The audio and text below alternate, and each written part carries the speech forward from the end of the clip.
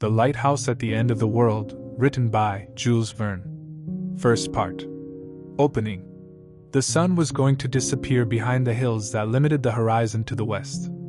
The weather was beautiful. On the opposite side, some small clouds reflected the last rays, which would soon be extinguished in the shadows of twilight, which lasted quite long in the 55th degree of the southern hemisphere. At the moment when the solar disk showed only its upper part, a cannon shot resounded aboard the EIsla, Santa Fe, and the flag of the Argentine Republic flew. At the same moment a very vivid light shone on the top of the lighthouse built a rifle shot from Elgar Bay, where the Santa Fe had anchored. Two of the lighthouse keepers, the workers grouped on the beach, the crew gathered at the bow of the ship, greeted with great acclaim the first light lit on that distant coast. Two more cannon shots followed the first, reverberated by the noisy echoes from the surroundings. The flag was then lowered, according to the regulations of warships, and silence fell on that island of the States, located at the point where the Atlantic meets the Pacific. The workers boarded the Santa Fe, and only the three keepers remained on land, one of them on duty in the quarter chamber. The other two were walking, chatting, on the seashore. "Well, Vasquez," said the younger of the two, "is tomorrow when the warning goes out?" "Yes, Felipe, tomorrow, and I hope you won't have a bad journey to reach the port, unless the wind doesn't change. After all, 500 miles is nothing extraordinary, when the boat has good machinery and knows how to carry the canvas. And furthermore, that Commander Lafayette knows the route well. Which is all right. Bow south to come, bow north to return, and if the breeze continues blowing from land, it will be able to stay sheltered from the coast and will sail as if on a river. But a river that will only have one bank," Felipe replied. "And if the wind jumps to another quadrant, that would be bad luck, and I hope that the Santa Fe does not have it. In 15 days she could have gained 500 miles of it and anchored in the Buenos Aires roadstead. Yes, I think the good weather is going to last." "I hope so. It's early spring, and 3 months ahead is more than something. And the work has been completed in a very good time." "Yes, and there is no fear that our island will go to the bottom with its lighthouse." "Surely, Vasquez, when the warning returns with the relay, you will find the island in the same place." "And us in it," said Vasquez, rubbing his hands, after releasing a puff of smoke. "You see, good young man, that we are not on board a ship tossed about by the storm, and if she is a ship, she is solidly anchored to the tail of America. I agree that there is nothing good about these places, that the sad reputation of the seas of Cape Horn is well justified and that shipwrecks are frequent. But all this is going to change, Felipe.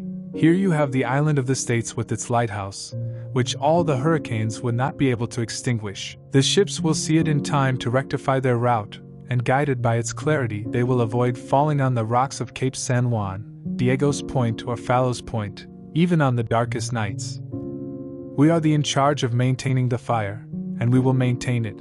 The animation with which Vasquez spoke did not fail to comfort his comrade, who perhaps did not see the long weeks he had to spend on that desert island, with no possible communication, so rosy, with their peers, until the day the three were relieved. To conclude, Vasquez added, "You see, for 40 years I have been traveling all the seas of the old and new continent, as a cabin boy, as a sailor, as a skipper.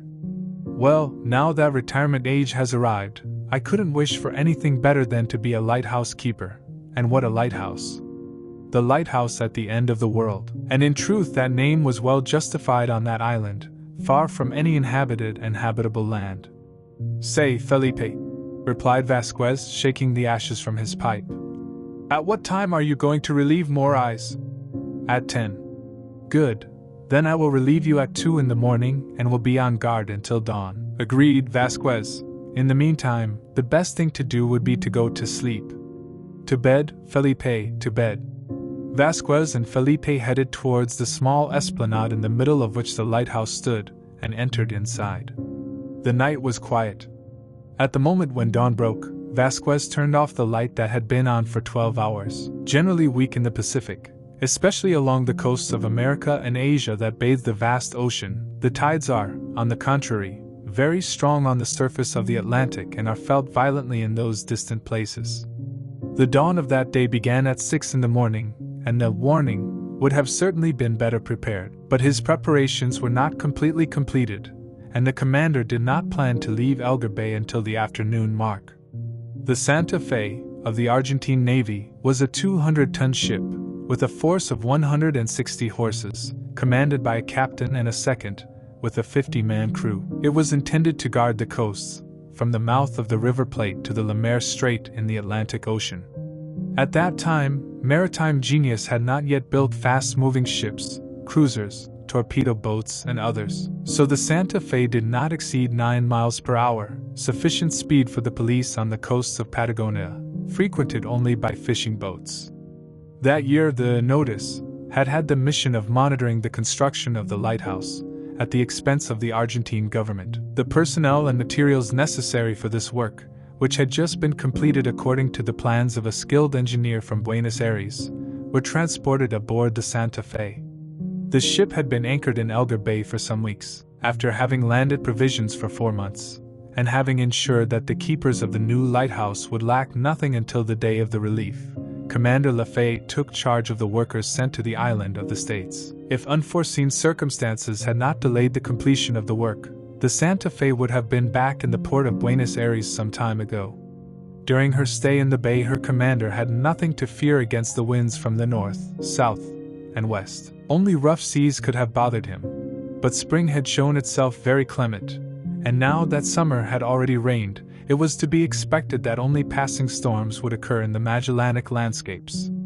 It was 7 o'clock when Captain Lafayette and his second mate, Riegel, came out of their cabins. The sailors completed the cleaning of the bridge. The first mate made arrangements for him so that everything would be ready when the time to set sail arrived. Although this would not be done until the afternoon, the coppers in the binnacle and skylights were cleaned, and the large boat was hoisted up to the davits, leaving the small one afloat for on-board service. When the sun rose, the national flag rose to the end of the mizzen. 3/4 of an hour later, the bell rang for the first ranch. After breakfast together, the two officers went up to the poop, from where they examined the state of the sky, which was quite clear due to the land breeze, and then they disembarked. During this last morning, the commander wanted to inspect the lighthouse and its annexes, the keeper's accommodation, the warehouses that contained the provisions and fuel, and finally, ensure the proper functioning of the various devices. He jumped ashore, accompanied by the officer, and they headed towards the lighthouse, thinking about the fate of the 3 men who were going to remain in the solitude of the island of the States. "It is really hard," said the captain. However, it must be taken into account that these poor people had always led a hard existence, the existence of sailors. For them, lighthouse service is relative rest. "Without a doubt," answered Riegel. "But it is one thing to be a keeper on the busy coasts, in easy communication with land, and another to live on a desert island that ships only approach from time to time." "I agree with that, Riegel. That is why the replacement will be done every 3 months. Vasquez, Felipe and Morais are going to debut for the least rigorous period. Indeed, my commander, you will not have to suffer the terrible winters of Cape Horn." "Terrible," the captain stated, "since a reconnaissance that we did some years ago in the strait, in the land of fire and in the land of desolation, from Cape Virgins to Cape Pilar, I have not had worse days. But anyway, our keepers have only one shelter, which the storms will not destroy. They will not lack food or fuel, even if their faction lasts 2 months longer than the predetermined time. We left them good and we will find them good. Well, if it is true that the air is alive, at least it is pure and healthy. And after all, there is this fact. When the Maritime Authority has requested keepers for the end of the World Lighthouse, the only difficulty has been that of the choice." The officers had just arrived in front of the lighthouse, where Vasquez and his comrades were waiting for them. The entrance was cleared for them, and they stopped, after answering the 3 men's standard greeting. Captain Lafayette, before speaking to them, examined them from their feet, clad in strong sea boots, to his head, covered with the hood of the waterproof hood. "Nothing new happened tonight?" he asked, addressing the chief keeper. "None, my commander," answered Vasquez. "Haven't you seen any ships on the high seas?" "None, and since the atmosphere was clear, we would have seen its lights for at least 4 miles. Have the lamps worked well?" "Perfectly, my commander. There has not been the slightest hindrance." Have you been too cold in the quarter chamber? No, my commander. It is very well closed and the wind cannot pass through the double glass windows. Let's visit the accommodation, and then the lighthouse. At your service, my commander, Vasquez replied. In the lower part of the tower, the keeper's rooms had been installed, sheltered by very thick walls, capable of defying all the Magellanic storms. The two officers visited all the suitably prepared rooms. There was nothing to fear from the rain, the cold or the snowstorms, which are formidable in that almost Antarctic latitude. The rooms were separated by a hallway, at the bottom of which was the door that gave access to the interior of the tower. Let's go up, said Captain Lafayette. At his command, Vasquez repeated. Until you accompany us. Vasquez made a sign to his companions to stay, and pushing the connecting door, he began to climb the stairs, followed by the two officers. The staircase, with rocky steps, was narrow but not dark. 10 embrasures illuminated it from place to place. When they were in the quarter chamber, above which the lanterns and light devices were installed, the two officers sat down on the circular bench attached to the wall. Through the 4 small windows the gaze could be directed to all points of the horizon. Although the breeze was moderate, it whistled strongly at that height, without, however, drowning out the high-pitched cries of the seabirds, which passed by with great flaps of their wings. Captain Lafayette and his second mate, in order to have a clearer view, crawled along the ladder that led to the gallery that surrounded the lighthouse lantern. The entire island on the western side was deserted, as was the sea in a vast arc of circle, interrupted only by the heights of Cape San Juan. At the foot of the tower opened the Bay of Elgar, animated at the time by the traffic of the sailors of the Santa Fe. Not a sail, nor a column of smoke as far as the view encompassed. Nothing but the immensity of the ocean. After remaining for a quarter of an hour in the lighthouse shaft, the two officers, followed by Vasquez, descended and returned to board. After lunch, Captain Lafayette and his deputy Regal jumped ashore again. The hours preceding departure were going to be devoted to walking along the northern shore of Elgar Bay. Several times already, and without a pilot it will be understood that there was none on the island of the States the captain had entered during the day to anchor in the cove at the foot of the lighthouse. But out of prudence, he never failed to reconnoiter that region, so little and so poorly known. The two officers continued their excursion. Crossing the narrow isthmus that connects Cape San Juan to the rest of the island, they examined the shore of the pass of the same name, which on the other side of the cape forms the fendant of Elgar Bay. The San Juan Pass, observed the commander, is excellent. There is enough depth throughout for ships of greater tonnage. It is unfortunate that entry is so difficult. A low-intensity lighthouse, established at the same height as that of Elgar, would allow ships that were compromised to find shelter here. And it is the last port that is leaving the Strait of Magellan, observed the lieutenant. At 4 o'clock, the officers were on board, after saying goodbye to Vasquez, Felipe and Morais, who remained on the beach waiting for the moment of departure. At 5 o'clock, the black smoke coming out of the warning chimney indicated that the ship's boilers were under pressure. The Santa Fe would weigh anchor as soon as the ebb was felt. At 5:45, the commander gave the order to turn. The steam escaped, hissing, through the safety valve. The second in command monitored the maneuver from the bow. The Santa Fe set off, greeted by the 3 keepers' goodbyes, and if Vasquez and his comrades experienced deep emotion upon seeing the warning go, the feeling felt by the officers and crew when they left these 3 men on that island in extreme America was no less. The Santa Fe, at moderate speed, followed the coast that limits Elgar Bay to the northwest, and it was not 8 o'clock when it was already in full sea. Rounding Cape San Juan, she began to sail at full steam, leaving the strait to the west, and when night closed, the end of the world lighthouse appeared on the horizon like a splendorous star. 2. The Island of States. The Island of States, also called Land of States, is located at the southwestern tip of the new continent. It is the last and most eastern fragment of this Magellanic archipelago, which the convulsions of the Plutonian epoch have thrown over the areas of the 55th parallel, less than 7 degrees from the Antarctic Circle. Bathed by the waters of both oceans, it is sought after by ships passing from one to the other, whether they come from the northeast or the southwest, after having rounded Cape Horn. The Le Maire Strait, discovered in the 17th century by the Dutch navigator of that name, separates the island from the states of Tierra del Fuego, a distance of 21 to 30 kilometers. This strait offers ships a shorter and easier passage, avoiding the formidable waves that batter the coast of the island of the States. This island measures 39 miles from west to east, from Cape San Bartolome to Cape San Juan, by 11 wide, between Cape Colnet and Webster. The coastline of the island of the States is extremely cut. It is made up of a succession of gulfs, bays and coves, the entrance of which is sometimes obstructed by a chain of islets and reefs. Its special structure means that shipwrecks are common on this coast, bristling with enormous rocks, against which, even in good weather, the sea crashes with incomparable fury. The island was uninhabited, but perhaps it would not have been uninhabitable, at least during the summer, that is, during the 4 months of November, December, January and February, which include the summer at this high latitude. Cattle would have found abundant pasture on the vast plains that lay in the interior, especially in the region east of Perry Harbor between Conway Point and Cape Webster.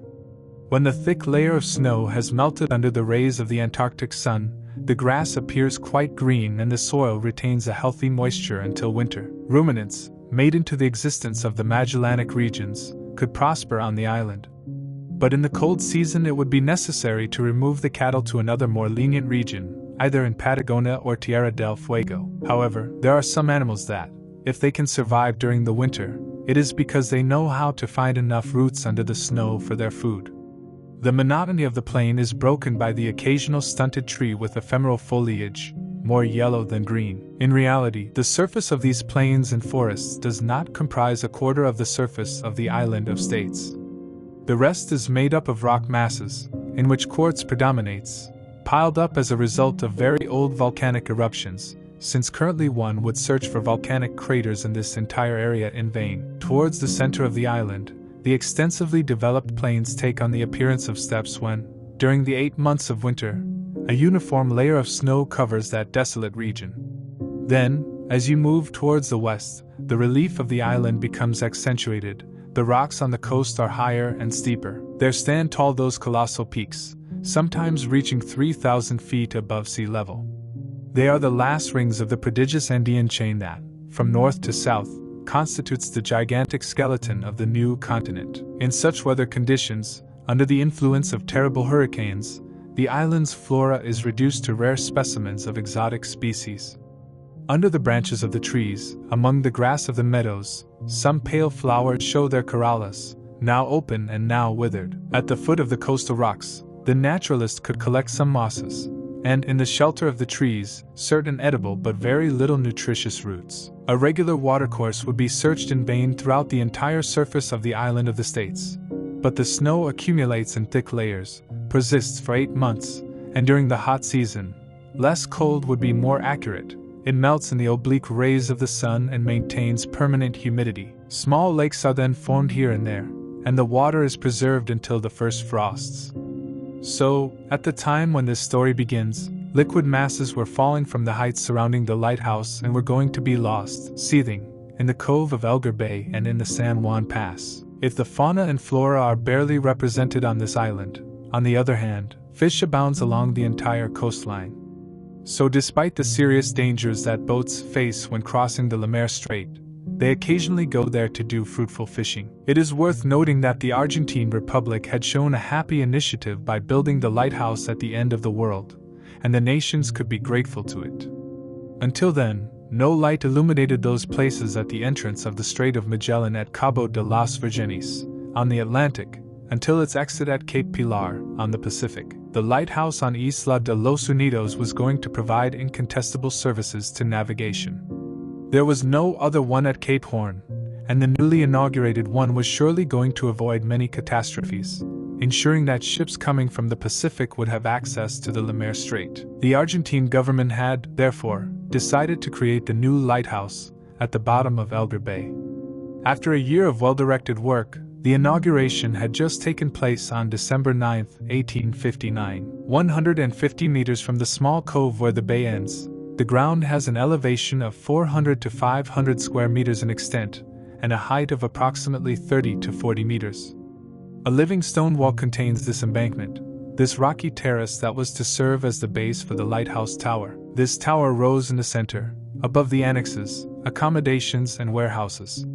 The annex included, first, the keeper's chamber, with beds, wardrobes, chairs, and a charcoal stove. Second, the common room, also equipped with a heating device, which served as a dining room, with a central table, lamps hanging from the ceiling, shelves with various instruments, such as long-sighted glasses, a barometer, a thermometer, and a lamp intended to replace those of the flashlight, in case of an accident, and a weight clock attached to the wall. Third, the warehouse, where provisions for a year were kept, although the supply had to be carried out every 3 months. There were various preserves, cold cuts, dried vegetables, tea, coffee, sugar, and some commonly used medicines. Fourth, the reserve of oil necessary to power the lighthouse lamps. Fifth, the warehouse where the fuel was stored in sufficient quantity for the needs of the keepers during the harsh Antarctic winters. Such was the set of constructions, which constituted a single building, the base of the lighthouse. The tower was very solid, built with materials provided by the island of the States. The stones, of great hardness, maintained by iron braces, arranged with great precision, fitted one into another, forming a wall capable of resisting the most violent storms, the horrible hurricanes that are so frequently unleashed on that distant limit of the 2 largest seas on the globe. As Vasquez had said, he had not taken care that the wind would carry this tower away. The lighthouse would shine despite the Magellanic storms. The tower was 32 meters high, and including the embankment, the lighthouse was 222 feet above sea level. It could be seen, therefore, at a distance of 15 miles, the greatest that the visual ray could span at that altitude, but in reality, its range was no more than 10 miles. At that time, headlights did not yet work with hydrogen gas, carbide, or electric fluid. Furthermore, given the difficult communications of the island with the States more than approximately 119 kilometers nearby, imposed the simplest system that required the least repairs. Oil lighting had, therefore, been adopted, providing it with all the improvements that science and industry had available at that time. In short, this visibility of 10 miles was sufficient. All dangers seemed to be saved, if the ships strictly followed the instructions published by the Maritime Authority. Cape San Juan and Point Several or Fallas could be crossed in time, so as not to be compromised by wind or currents. On the other hand, in the exceptional case in which a ship was forced to enter Elgar Bay by forced arrival, guided by the lighthouse, it would have every chance on its side to anchor in good conditions. Therefore, the Santa Fe could easily head to the small cove upon its return, even if it were night, with the bay 3 miles long, to the extremity of Cape San Juan, and the effective range of the lighthouse being 10, the warning would still have 7 before it before reaching the first cliffs of the island. It goes without saying that the lighthouse at the end of the world had a fixed light, and there was no fear that the captain of a ship could confuse it with any other lighthouse, since there was no other lighthouse in those places. It had not, therefore, been considered necessary to differentiate it, either by eclipses or by flashes, which made it possible to suppress an always delicate mechanism, the repairs of which would have been very difficult on that island inhabited only by 3 keepers. The lantern was provided with double air current lamps and concentric wicks. The flame produced intense clarity in a small volume, and could therefore be placed almost at the same focus of the lenses.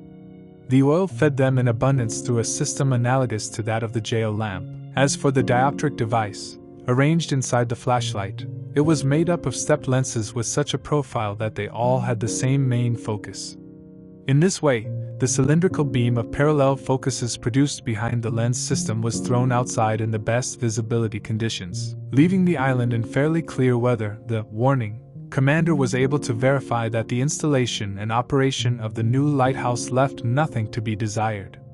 This good functioning obviously depended on the accuracy of the keeper's surveillance. If these kept the lamps in perfect condition, if they renewed the wicks in due time, if they were careful to ensure that the oil fed the light in the proper proportions, if they regulated the shot perfectly, raising or lowering the glass tubes that surrounded them, if they were careful to turn on the lights at dusk and turn them off at daytime, if they did not neglect, in short, the numerous surveillance that was necessary, there was no doubt that the lighthouse was called to render the greatest services to navigation in the distant places of the Atlantic Ocean. There was no reason to doubt the goodwill and constant zeal of Vasquez and his two companions. Appointed after a rigorous selection from a large number of candidates, the three had demonstrated that in their previous positions they had given proof of being men of conscience, courage, and strength.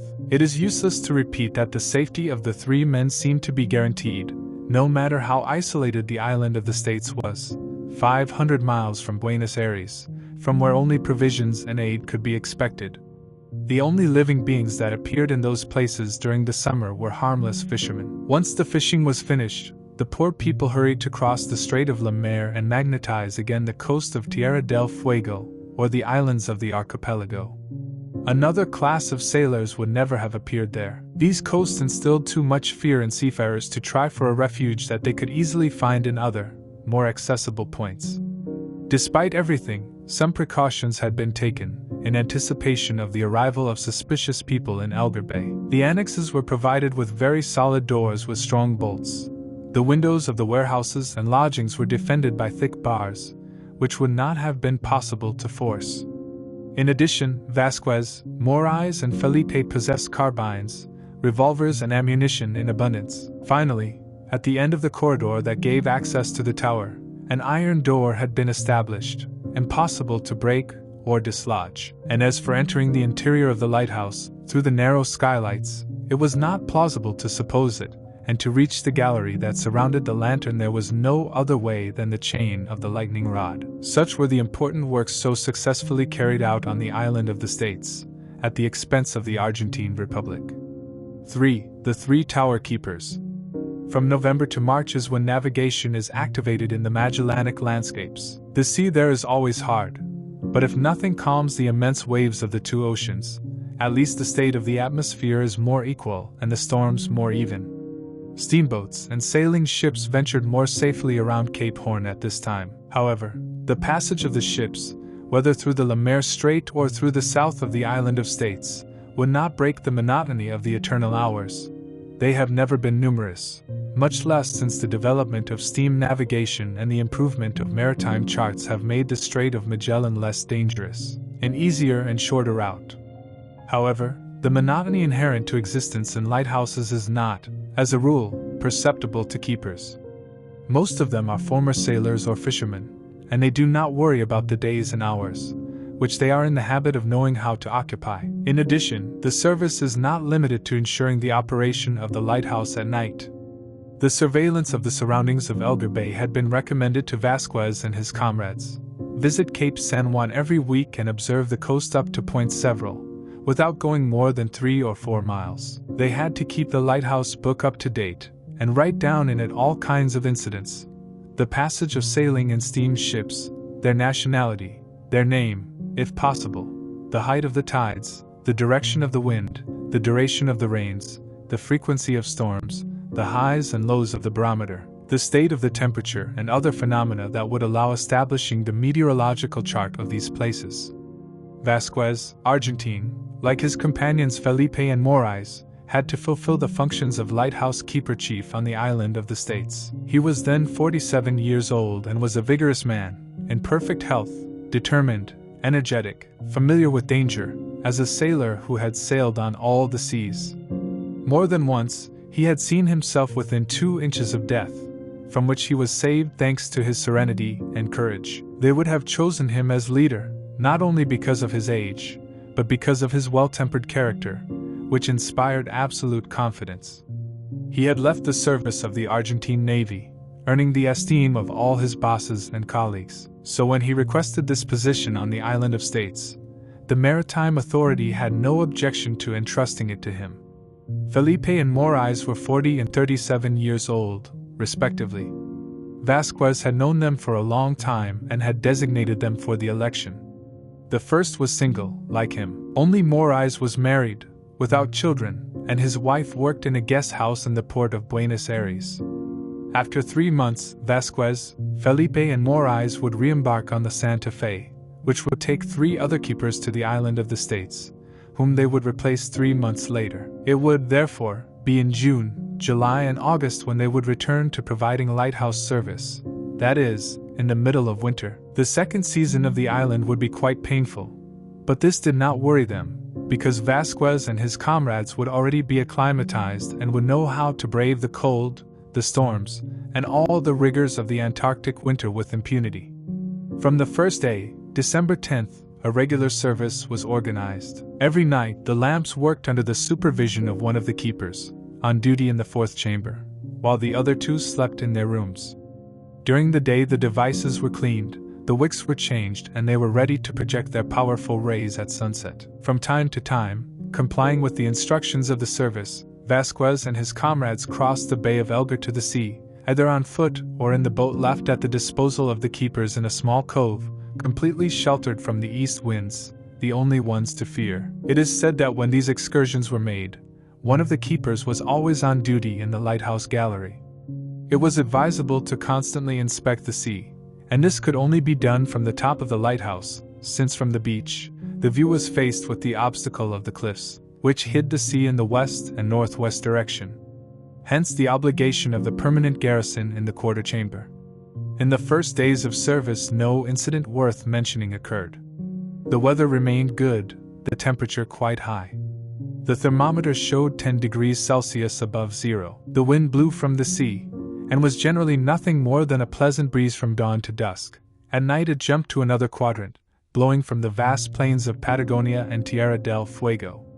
Some rain fell, and, as the thermometer was rising, some storms were to be expected, which could modify the atmospheric state. Under the influence of the polar rays, which acquired a life-giving force, the flora began to manifest itself in a certain way.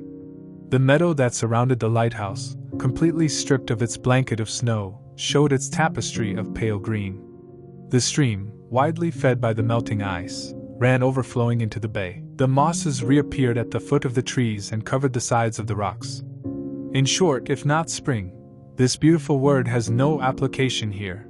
It was the summer that, for still a few weeks, was rowing at the extreme limit of the American continent. At the end of the day, before the lighthouse had to be lit, Vasquez, Felipe and Morais, sitting on the little balcony that surrounded the lantern, were chatting, according to custom, and naturally, the chief keeper was the one who directed and sustained the conversation. "Well," said Vasquez, after having loaded his pipe, an example that was imitated by the other two. "What do you think of this new existence?" "Surely," Felipe answered, "in the short time we've been here we can't complain about boredom or fatigue." "Indeed," Morais added, "and our 3 months will pass sooner than I had imagined." "Yeah, you'll see how they glide like a light corvette." "And speaking of ships," Felipe observed, "all day we have not even seen one in the entire expanse of the sea." "They will appear, Felipe, they will appear," replied Vasquez, applying his hand to his right eye, like a spectacle. "It would not be worth it to have built this beautiful lighthouse on the island of the States, a lighthouse that sends its rays 10 miles away, so that navigators would not take advantage of it." "Our lighthouse is very recent," said Morais. "You said it, and it is necessary to give time for the captains to find out that this coast is now illuminated. When they know it, they will have no qualms about frequenting these places. But it is not enough to know that there is a lighthouse. It is also necessary to ensure that it is always on, from dusk to sunrise." "This will not be well known," said Felipe, "until the Santa Fe is in Buenos Aires." "Fair enough," Vasquez agreed, "and when Commander Lafayette's memoir is published, the authorities will rush to spread the news throughout the maritime world. But most sailors should already know it. The voyage of the Santa Fe, which set sail 5 days ago, will last." "Suppose 1 more week," Vasquez interrupted. "The weather is beautiful, the sea is calm, and the wind blows from the right side. Setting the sails and aided by the engine, the Warning should make 9 to 10 knots per hour. You must have already passed the Strait of Magellan and rounded Cape Virgins." "Surely, good looking," declared Vasquez. "At this time he sails along the coasts of Patagonia, and can challenge the Patagonian horses to race." It is explained that the memory of the Santa Fe did not leave the minds of the keepers. It was like a piece of their native land that had just left them to reintegrate into their homeland, and they followed it with their thoughts until the end of the trip. "Have you done any good fishing today?" Vasquez asked Felipe. "Pretty good, Vasquez. I have caught a few dozen small fish with a rod, and with my hand, a crab, weighing at least 3 pounds, that scurried among the rocks. Bravo! Don't be afraid to depopulate the bay. Fish are more abundant the more they are caught, and this will allow us to economize on our supplies of preserved meat, which should not be abused, since, no matter how good they are not comparable to the food of freshly killed, freshly caught, and freshly cooked food.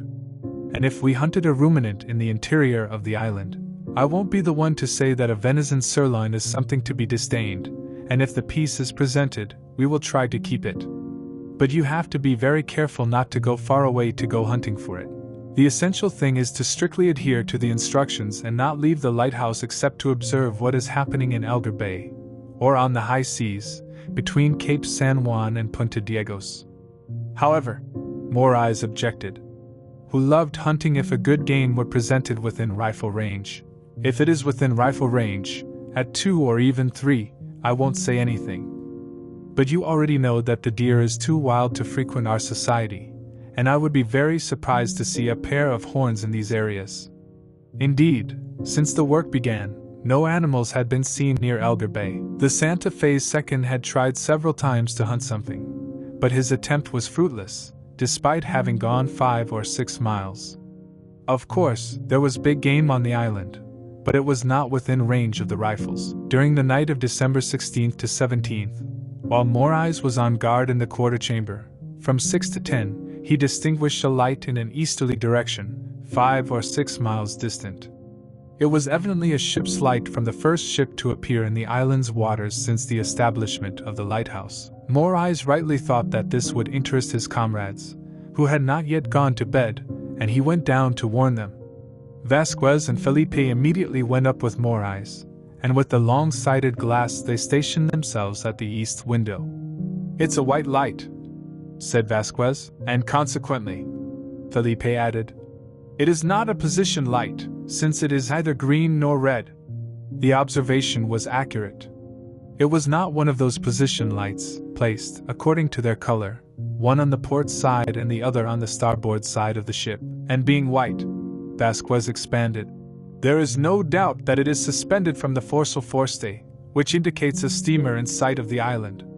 They followed the ship as she approached, and after about half an hour they knew what to expect about her route. The steamer, leaving the lighthouse on the port side, headed resolutely towards the strait. A red light could be seen at the moment of passing in front of the mouth of the San Juan Pass. Then it took him very little time to disappear into the darkness. "Here is the first ship seen from the end of the world lighthouse," Philip exclaimed. "And it won't be the last," Vasquez assured. The next morning, Felipe pointed out a large sailboat that appeared on the horizon. The weather was good. The fog-free atmosphere, under the action of a southeast breeze, allowed the ship to be seen at a distance of at least 10 miles. Vasquez and Morais went up to the lighthouse gallery. The sailboat could be seen a little to the right of Elgar Bay, between Diegos Point and Several. The ship was traveling quickly at a speed of 12 or 13 knots. As she had her bow towards the island of the States, she could not yet be sure whether she would pass north or south.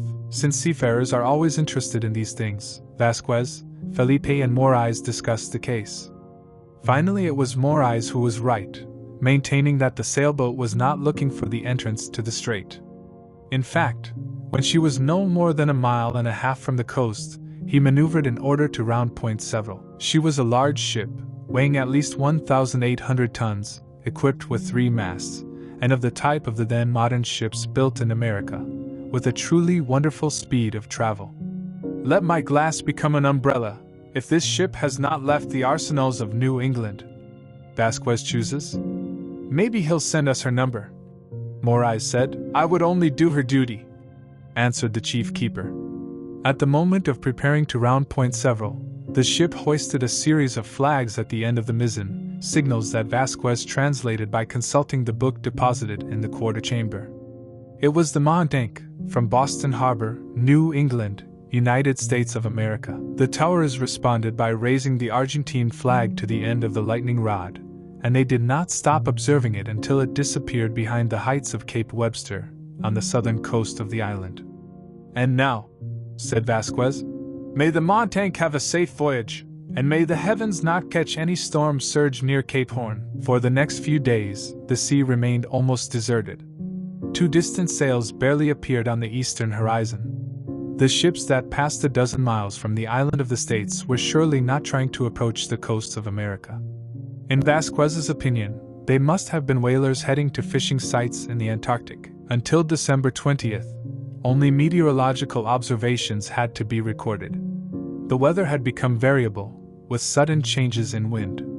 Heavy showers fell, sometimes accompanied by hail, indicating a certain electrical tension in the atmosphere. We therefore had to fear some storms, which would be of great intensity, given the time of year. On the morning of the 21st, Felipe was passing by smoking, when he thought he saw an animal on the side of the beech forest. After having observed it carefully, he went in search of his telescope, with the help of which he was able to recognize that it was a large deer.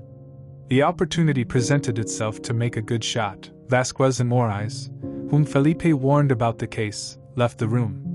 The 3 agreed that it was necessary to hunt it. If they managed to collect the venison, they would enjoy a pleasant plate of fresh meat, which they had not tasted for a long time. Morais, armed with a carbine, would try, without being warned, to place himself behind the animal and drive it towards the bay, where Felipe would wait stationed.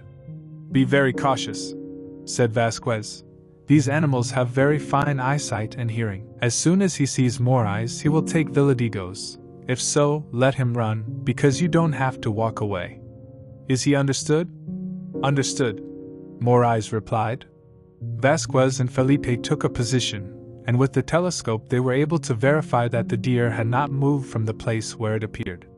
His attention then moved to Morais. It headed towards the forest, and once under cover, perhaps he could, without scaring the animal, gain the rocks to take it backhanded, forcing it to flee from the seaside. His comrades were able to follow him with their eyes until he disappeared among the beech trees. About half an hour passed. The deer remained motionless, and Morais must have been within rifle range of it. Vasquez and Felipe were waiting, therefore, for a detonation and for the animal to fall, or, on the contrary, to flee at full speed. However, no detonation disturbed the silence of the island, and to the great surprise of Vasquez and Felipe, suddenly the animal, instead of retreating, lay down on the ground, with its body fainting, as if it had no strength to sustain yourself. Almost immediately, Morais, who had managed to slide between the rocks, suddenly appeared, launching himself towards the deer, which did not move. Then, turning toward the lighthouse, he motioned to his companions to join him. "Something extraordinary happens. Come on, Felipe," said Vasquez. And the 2 ran towards where Morais was waiting for them. It didn't take them 10 minutes to cross the distance. "And the deer?" Vasquez asked.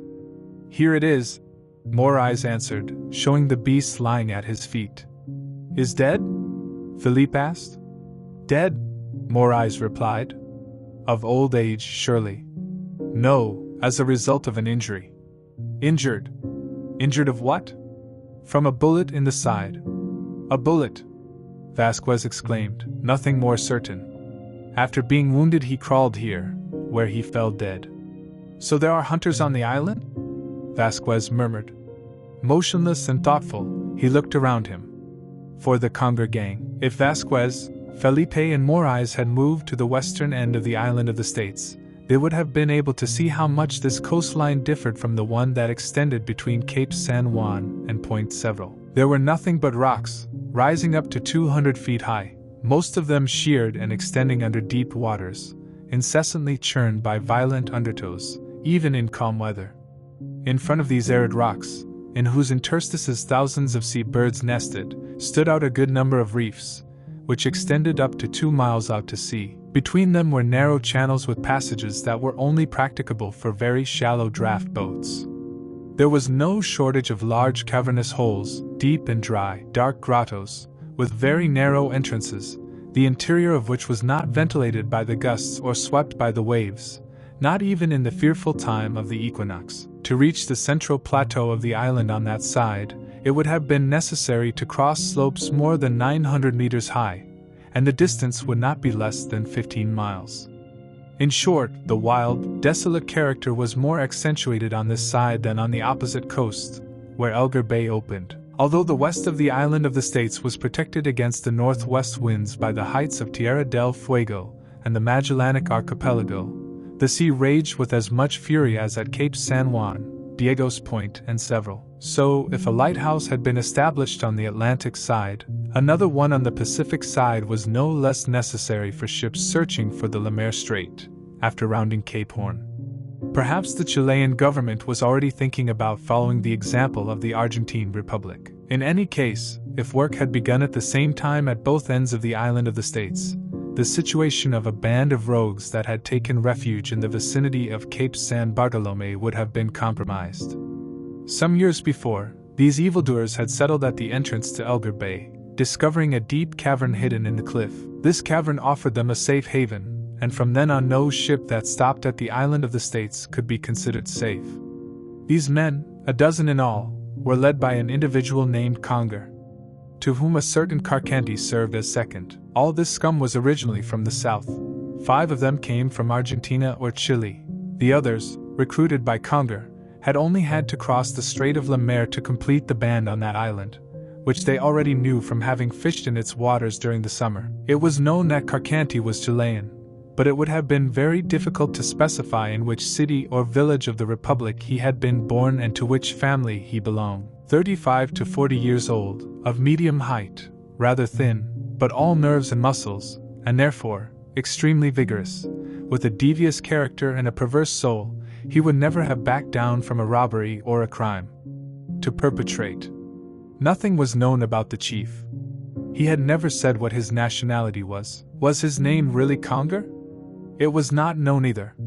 The only certainty was that this name is very common among the indigenous people of the Magellanic Archipelago and Tierra del Fuego. During the voyage of the Astrolabe and the Zili, Captain Dumont d'Urville, upon stopping at the Paquet Pass, in the Strait of Magellan, received on board a Patagonian with that name. But it was doubtful that this Kongre was originally from Patagonia. He did not have the face that was narrow at the top and wide at the bottom, which characterizes the men of this region: a narrow forehead, long eyes, a flattened nose, and a generally tall stature. Furthermore, his physiognomy, as a whole, was far from presenting the expression of sweetness that is found in the majority of these settlers. Kongre had a temperament as violent as it was energetic, which was recognized at first glance, when looking at his hard features, poorly hidden under the thick beard, which he was already beginning to whiten, although he was not over 40. He was a true bandit, a fearsome evildoer capable of all crimes who had been unable to find any other refuge than that desert island, the coastline of which only he knew. But after finding refuge, how had Kongre and his companions managed to survive there? This is what we are going to explain succinctly. When Kongre and his accomplice Carcanti, as a result of a misdeed that would have earned them the gallows or garrote, fled Punta Arenas, the main port of the Strait of Magellan, they gained Tierra del Fuego, where it would have been difficult to pursue them. There, living among the fishermen, they learned how frequent shipwrecks were on the island of the States, which had not yet illuminated the lighthouse at the end of the world.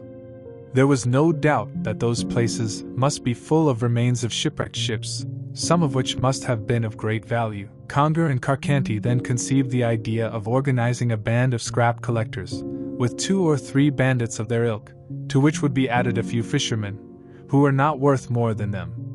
An indigenous boat transported them to the shore of the Lemaire Strait. But although Kongre and Carcanti were sailors and had sailed for quite some time through the suspicious places of the Pacific, they could not avoid a catastrophe. A storm blew them to the east, and the waves smashed their boat against the rocks of Cape Colnet, just as they were trying to reach the calm waters of Perry Harbor. Then they went on foot to Elgar Bay, and their hopes were not disappointed. The beach, between Cape San Juan and Point Several, was covered with the remains of old and recent shipwrecks, bundles, boxes of provisions capable of ensuring the subsistence of the band for a long time, weapons, revolvers and rifles, which could be put into service, ammunition well preserved in their metal boxes, gold and silver bars of great value, coming from rich Australian shipments, furniture, plates, wood of all kinds and some fragments of skeletons, but no survivors of the maritime accidents. Navigators knew what to expect regarding this fearsome island of the States. Every ship that the storm threw on this side was irretrievably lost. It was not at the bottom of the bay where Kongre settled with his companions, but at the entrance, which was more convenient for his plans, since this way he could keep an eye on Cape San Juan. Chance made him discover a cavern, whose entrance was hidden under thick maritime plants, spacious enough to accommodate the entire band. Located on the back of a cliff buttress, on the northern shore of the bay, it had nothing to fear from the sea winds. Everything that could be used to condition it was transported to it: furniture, clothing, preserves, wine barrels. A second grotto, neighboring the first, was used to store everything that did not have an immediate application: the bars of precious metals, the jewelry, the various objects thrown by the waves on the beach. If Kongre later managed to treacherously seize a ship carelessly anchored in the bay, he would load it with all this plunder and return to the Pacific Islands, the theater of his ancient piracy. As the opportunity had not arisen until then, the criminals had not been able to leave the island of the States. It is true that in the space of 2 years his wealth did not cease to increase. Other shipwrecks occurred at this time, from which they took great advantage, and even, following the example of other miserable people, they themselves caused catastrophes on stormy nights, drawing the attention of the ships to the reefs by means of lights or bonfires, and if any of the castaways managed to reach the coast it was immediate and mercilessly sacrificed. Such was the criminal work of these bandits, whose existence was unknown. However, the gang remained prisoners on the island. Kongre had been able to cause the loss of some ships, but not lure them into Elgar Bay, where he would have attempted a coup. On the other hand, no ship had stopped at the bottom of the bay, little known to the captains, and even if it had, the crew had to be small to not be able to confront that gang of bandits. Time passed. The cave was packed with things of great value. One can already guess what the impatience and rage of Kongre and his people would be. It was the eternal topic of conversation between Carcanti and his boss. Being stranded on this island like a ship on the coast, when we have a cargo worth more than 100,000 piastres. Yes, answered Kongre. We must leave, no matter what the cost. When and how? Carcanti replied. And this question remained unanswered. Our supplies will eventually run out, Carcanti added. If fishing provides what we need, hunting may be lacking. And then, what winters we have spent on this island. 1,000 rays. When I think of the ones we still have left. To all this, what could Kongre say? He was not very talkative, not very communicative, but what anger boiled inside him when he felt his helplessness. He couldn't do anything, nothing. If, in the absence of the ship that the gang wanted to surprise at the anchorage, any vessel ventured towards the east of the island, Kongre could try to ensure that, if not, he, Carcanti and one of the Chileans were picked up on board, and once on board the Strait of Magellan, there would be an opportunity to win Buenos Aires or Valparaiso. With the money they had in abundance, they would buy a ship of 150 or 200 tons, which Carcanti, with some sailors, would take to the Bay of Elgar. Once in the cove, they would get rid of the crew, and the band would embark with their riches to win the Solomons or the New Hebrides. Things were in such a state when, 15 months before the beginning of this story, the situation suddenly changed. At the beginning of October 1858, a steamship, flying the Argentine flag, appeared in sight of the island and maneuvered in such a way that there was no doubt it intended to enter Elgar Bay. Kongre and his companions recognized at once that she was a warship, against which they could attempt nothing. After having made all traces disappear, and hidden the entrance to the two caverns, they took refuge inside the island, waiting for the ship to withdraw. It was the Santa Fe, coming from Buenos Aires, which had on board an engineer, in charge of the construction of a lighthouse on the island of the States, and who was going to determine its location. The Warning remained more than a few days in Elgar Bay, and set sail without having discovered the nest of the Kongre band. Carcanti, who had ventured to the cove at night, was able to find out why the Santa Fe had stopped at the island of the States. A lighthouse was going to be built at the bottom of Elgar Bay. The gang had no choice but to leave those places. Kongre took the only possible side. He knew perfectly well the western part of the island, around Cape San Bartolome, where other caves could assure him refuge. Without wasting a day, since the Warning should not take long to return with the workers to begin work, they took care of transporting everything necessary to ensure them a year of life, believing, with reason, that at that distance of Cape San Juan were not at risk of being discovered. They did not have enough time to empty the two caves, and they had to limit themselves to removing the best part of the provisions, preserves, wines, clothing, and some of the precious objects they kept. Then, carefully concealing the entrances with stones and dry grass, they left the rest in the custody of the devil. 5 days after her departure, the Santa Fe reappeared in the morning at the entrance to the bay and anchored in the cove, immediately disembarking the workers and the material that she was carrying. The work began immediately, and as we already know, was carried out quickly. The Kongre gang had no choice but to hide in Cape St. Bartholomew. A stream, fed by melting snow, provided the necessary amount of water. Fishing and hunting allowed them to economize on the provisions they had brought from the bay, but how impatiently Kongre, Carcanti and his companions waited for the lighthouse to be completed and for the Santa Fe to depart, not to return until 3 months later, when it would take over. It is said that the bandits were aware of everything that was done at the bottom of the bay, whether moving away along the coast, approaching inland, or observing from the heights bordering the New Year Pass. They were able to assess the status of the work and calculate when they would end. Then would be the moment when Kongre would implement a carefully thought-out project, and who knows if in the meantime some ship might not stop in Elgar Bay, and they might seize it, killing the crew.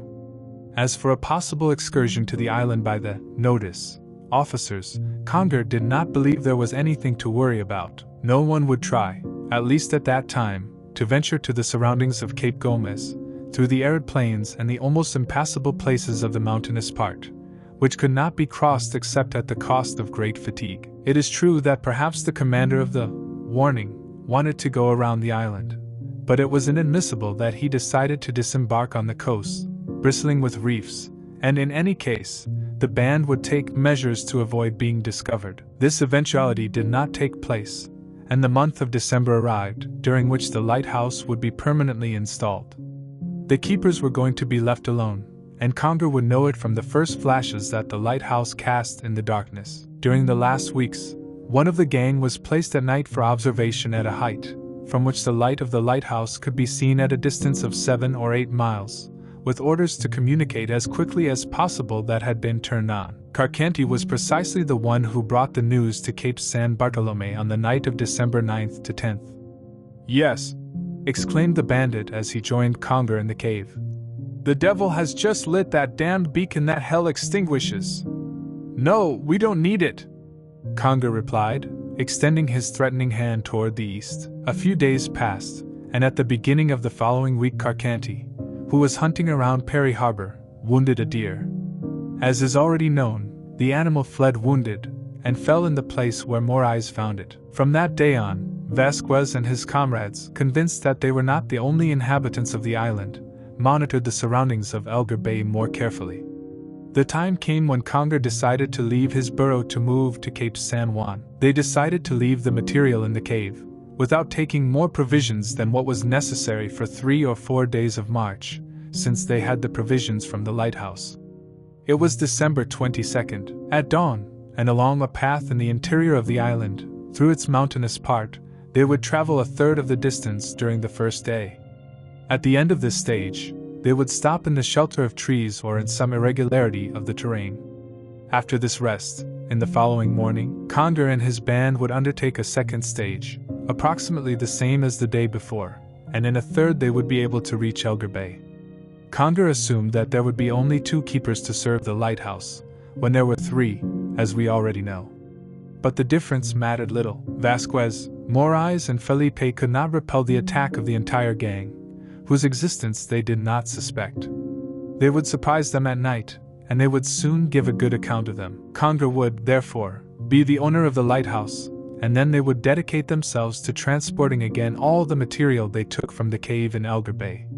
Such was the plan devised by this fearsome bandit, and which he would carry out if luck was favorable to him. To complete the crime, it was necessary for a ship to stop in the bay, which was probable, because the navigators must have already known about the existence of the lighthouse. It was logical to expect that any boat, compromised by the storm, would want to take refuge at that point, instead of fleeing through a rough sea, whether through the strait or through the south of the island. Kongre had resolved to have this ship fall into his possession, and he was able to flee in it across the Pacific, ensuring impunity for his crimes.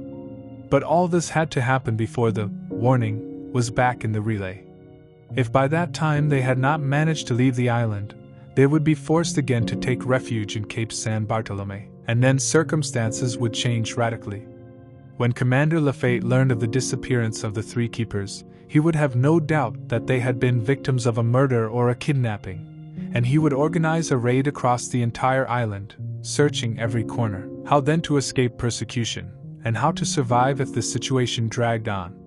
If necessary, the Argentine government would send other ships, and even if Kongre managed to seize a fishing boat, a very unlikely thing, the strait would be guarded with such seal that it would be impossible to win Tierra del Fuego. On the night of the 22nd, Kongre and Carcanti walked around talking, and following their custom as ancient sailors, they observed the sea and the sky. Some clouds were rising on the horizon and a strong northeast breeze was blowing. It was 6:30, and the band was preparing to retire to the cave. At that moment Kongre said, "Carcanti, look there, across the cape." Carcanti looked at the sea in the indicated direction. "Oh, there is no doubt, it is a ship." Indeed, a ship with full sail was sailing 2 miles from Cape St. Bartholomew. Although the wind was against him, he looked for the strait, where he would be before nightfall. "She is a schooner," said Carcanti.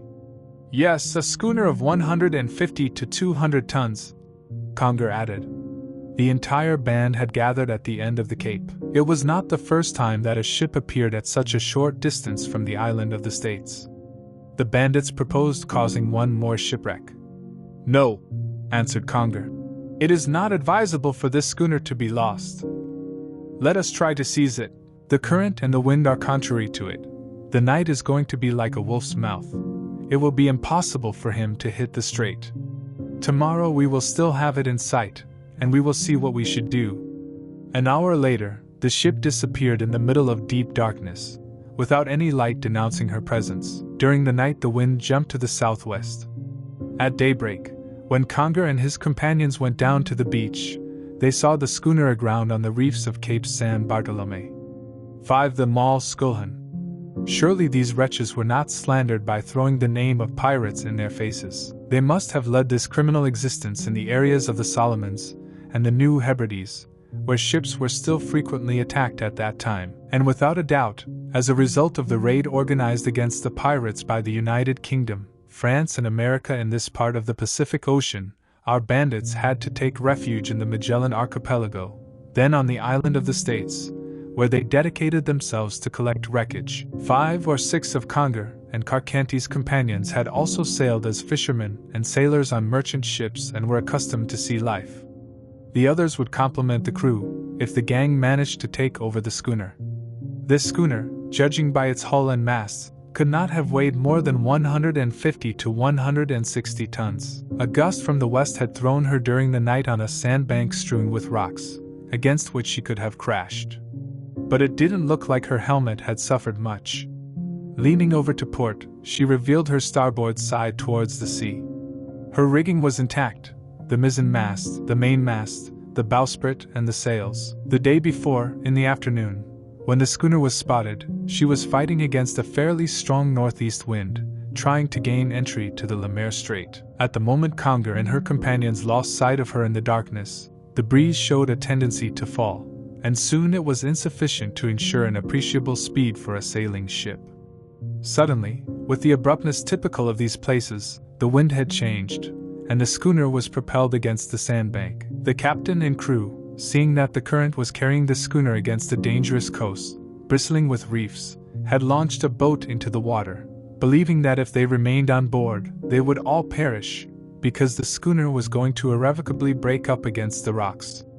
Deplorable inspiration. If they had remained on board, they would all have emerged safely, instead of drowning in the waves, as witnessed by the boat, which appeared with its keel in the air, 2 miles to the northeast, pushed by the wind towards the bottom of the Franklin Bay. When Kongre and his companions reached the sandbank, the schooner was completely dry. Kongre had not been mistaken in calculating the tonnage of this ship. He turned it around, and when he reached the stern he read Mal, Valparaiso. She was a Chilean ship that had just run aground on the island of the States during the night of December 22nd to 23rd. "We already have what we needed," said Carcanti. "If the schooner doesn't have a leak in the hull," objected one of the individuals. "A leak or any other damage can be repaired," Kongre simply said. The exposed part appeared intact, the rudder in good condition. As for the opposite part, which rested on land, it was not possible to examine it until the tide rose.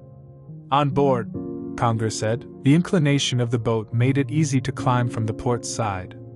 The crash should not have been very bad, judging by the good condition everything was in.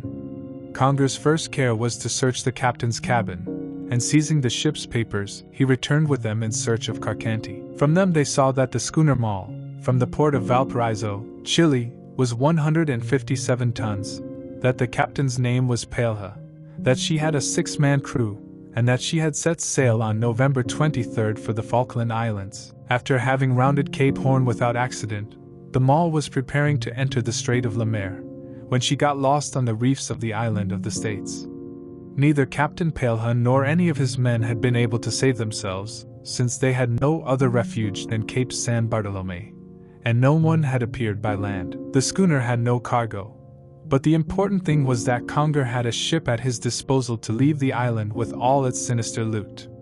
Kongre said to Carcanti, "Let's get everything ready to raise the schooner as soon as there is enough water under the keel. It is possible that she did not suffer serious breakdowns. We will know soon enough," replied Carcanti, "because the tide is beginning to rise." "And then what shall we do, Kongre?" "Drive the schooner out of the reefs, to the bottom of the Penguin's Cove, in front of the caverns. And then? Then we will ship everything we have brought from Elgar Bay." Everyone got to work so as not to miss the next tide, which would have delayed launching the schooner 12 hours. It was necessary at all costs that she be anchored in the cove before noon.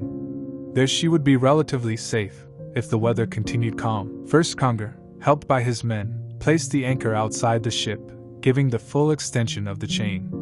Before the tide began to go out there would be enough time to take her to the cove, and before noon they would have carried out a complete reconnaissance of the cove. All the chief's orders were so quickly executed that everything was done when the first wave arrived. The sandbar was to be resurfaced shortly. Kongre, Carcanti, and half a dozen companions climbed aboard, while the others retreated inland. Now we just had to wait. The circumstances favored Kongre's purposes. The breeze would help float them all. Kongre and the others stayed in the bow, which was to float before the stern. If, as expected, not without reason, the schooner could turn on its heel, the operation would be greatly simplified. The sea was gaining land little by little. Certain shudders indicated that the hull was feeling the action of the tide. Although Kongre was now sure of being able to land the schooner and put it safely in one of the coves of Franklin Bay, he was nevertheless concerned about an eventuality. Could the hull have been hollowed out in the part that rested on the sand, and that it had not been possible to examine? The sea was rising along the sides without penetrating the interior. The bridge was taking on its horizontality. "There is no waterway," exclaimed Carcanti. "Hand to the winch," Kongre ordered. The men prepared to maneuver. Kongre, leaning over the side, watched the tide, which had been rising for an hour and a half. There would still be half an hour before the stern would detach. Kongre then wanted to hasten the operation, and remaining in the bow he shouted, "Tack!" Everyone in the band vigorously pushed the cranks, and the schooner righted itself completely. Carcanti toured the cove, ensuring that no water had entered. He was now certain that the Mal had not suffered any major damage, and in these conditions it would be easy to drive her to where she was safe. She would cart it during the afternoon, and the next day she would be ready to go to sea. If the weather did not change, the wind was favorable to the Mal's march, whether she went up the Strait of Le Maire or followed the southern coast of the island of the States to gain the Atlantic. Shortly after 8:30 the bow began to rise. But the second half of the keel was still touching the sand. Kongre and his people did not stop feeling very uneasy. The sea did not rise more than during a short half hour, and it was necessary that before that time, the Mal was completely afloat. For 2 days the tide would decrease in intensity, and would not recover its maximum until after 48 hours. The time had come to make a supreme effort. It is easy to imagine what the fury, or rather the rage, of these people would be when they considered themselves impotent. Having under their feet the ship they had long desired, which assured them freedom, impunity perhaps, and not being able to tear it away from the sandbank. Any delay could constitute a complete failure. It was evident that the tide was already beginning to go out slowly and that the rocks were soon going to be dry. Seeing the failed departure, the men uttered formidable oaths, and almost out of breath, they prepared to give up an enterprise that could not succeed. Kongre ran toward them, eyes flashing, lips covered in angry foam. Grabbing an axe, he threatened to open the head of the first one who deserted his position, and they all already knew that he would carry out the threat. The bandits clung to the cranks in a desperate effort. The tiller moved, indicating that it was breaking free of the sand. "Hurrah! Hurrah!" Everyone shouted, feeling that the maul was afloat. The turn of the capstan accelerated, and a few moments later the schooner floated off the bank. Half an hour later, after having avoided the rocks along the beach, the schooner anchored in the Penguin's Cove, 2 miles from Cape St. Barthélemy. 6. In the Bay of Elgar. The operation had been completely successful. But it wasn't all over. In that anchorage it was exposed to strong waves and storms from the northwest. At the time of the strong equinox tides I would not have been able to stay in the cove for even 24 hours. Kongre was not unaware of this, and his intention was to leave the anchorage the next day. But first it was necessary to complete the visit of the ship and check the condition of its hull inside. Although they were already convinced that the schooner would not take on water, it was necessary to know if she had any repairs to make, in anticipation of a fairly long voyage. Kongre immediately put his men to work, in order to move the ballast he had in the cove from port to starboard.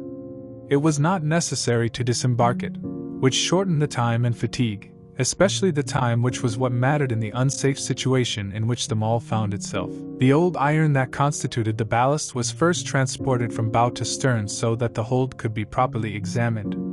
This examination was carefully carried out by Kongre and Carcanti, helped by a Chilean, a certain Vargas, who had previously worked in the shipyards of Valparaiso and knew the trade well. They only found one damage of some importance, a depression in the hull for a length of 1.5 meters.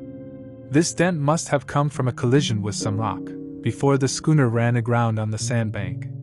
Repair was required before setting sail, unless it was a short voyage in fair weather. This repair was likely to take a week, assuming the necessary materials and supplies for the job were available. When Kongre and his companions knew what to expect, tremendous curses followed the cheers with which they had greeted the rescue of the maul. Was it that the queue was not going to be able to sail? Could it be that they were not going to be able to leave the island of States yet? Kongre intervened, saying, "Indeed, the damage is serious. In the state it is in, there is no need to try to navigate the schooner. There are hundreds of miles to travel to gain the Pacific Islands. It would be taking a big risk, but this fault is reparable, and we will repair it." "Where?" asked one of the Chileans, who did not hide his concern. "It won't be here," declared another of his companions. "No," Kongre answered, with a determined tone. "In Elgar Bay." In 48 hours he could cross the distance that separated him from the bay. They only had to coast along the coast, whether in the north or south of the island. In the cave where they had left everything from the looting, the carpenter would have at his disposal the wood and the necessary tools to repair the damage. If it was necessary to stay there for 2-3 weeks, they would stay. The good weather would last at least 2 months, and when Kongre and his companions left the island of States, it would be aboard a ship that would offer complete security. Furthermore, Kongre had always intended to spend some time in Elgar Bay. He by no means wanted to give up the objects stored in the cavern, when the work on the lighthouse forced the gang to take refuge on the opposite end of the island. Confidence returned again to the spirits of those bandits, who made their preparations to leave the next day as soon as the tide rose. The presence of the lighthouse keepers was not something that could worry this band of pirates. In a few words Kongre explained his plans. "Before we were lucky enough to make the schooner ours," he said to Carcanti as soon as they were alone, "I was determined to take possession of Elgar Bay. My intentions have not changed.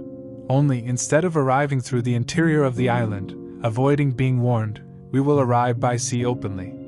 The schooner will anchor in the cove, we will be received without suspicion, and—" Kongre finished his thought with a very significant gesture. In truth, all the chances of success were on the side of the wretch. Unless a miracle occurred, how were Vasquez, Morais and Felipe going to escape the fate that awaited them? The afternoon was devoted to march preparations. Kongre had the ballast properly placed and took care of the shipment of provisions, weapons and other objects taken to the cavern at Cape St. Bartholomew. The loading was carried out quickly. Since their departure from Elgar Bay, and this was more than a year ago, Kongre and his companions had been fed mainly on reserve provisions, and very little was left. Such diligence was put into the task that at 4 in the afternoon the entire cargo was on board. The schooner could have set sail immediately, but Kongre did not venture to sail at night, along a coastline bristling with reefs. He had not yet decided whether or not he would take the Lemaire Strait to climb to Cape San Juan. This would depend on the direction of the wind. Whatever the route chosen, the journey should not last more than 30 hours, including the overnight stopover. When the sun set, no change had occurred in the atmospheric state. Not even the slightest mist emanated the clarity of the sky, and the horizon line was of such purity that a green ray crossed the space at the moment the solar disk disappeared behind the horizon. Everything led to the expectation that the night would be quiet, and indeed it was.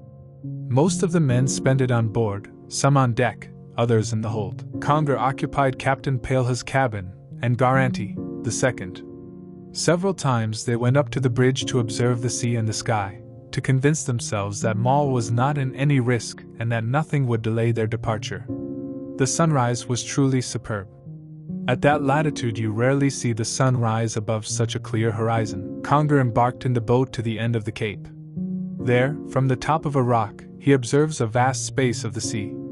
Only to the east did his gaze meet the mountain masses that rise between Cape San Antonio and Cape Kemp. The sea, calm on the southern side, was quite rough at the opening of the strait, because the wind was gaining strength and tended to cool. No sailing or steamboat was visible, and it was almost certain that the schooner would not encounter any other vessels on its short voyage to Cape San Juan. Kongre decided to leave, desiring above all not to tire the schooner, exposing it to the waves of the strait. Always harsh in the tide, he decided to take the route of the southern part of the island and reach the Bay of Elgar, doubling the Capes Kemp, Webster, Several and Diegos. Furthermore, the distance was approximately equal in the south and in the north. Kongre jumped ashore and headed towards the cavern, checking that no object had been left behind. It was just after 7.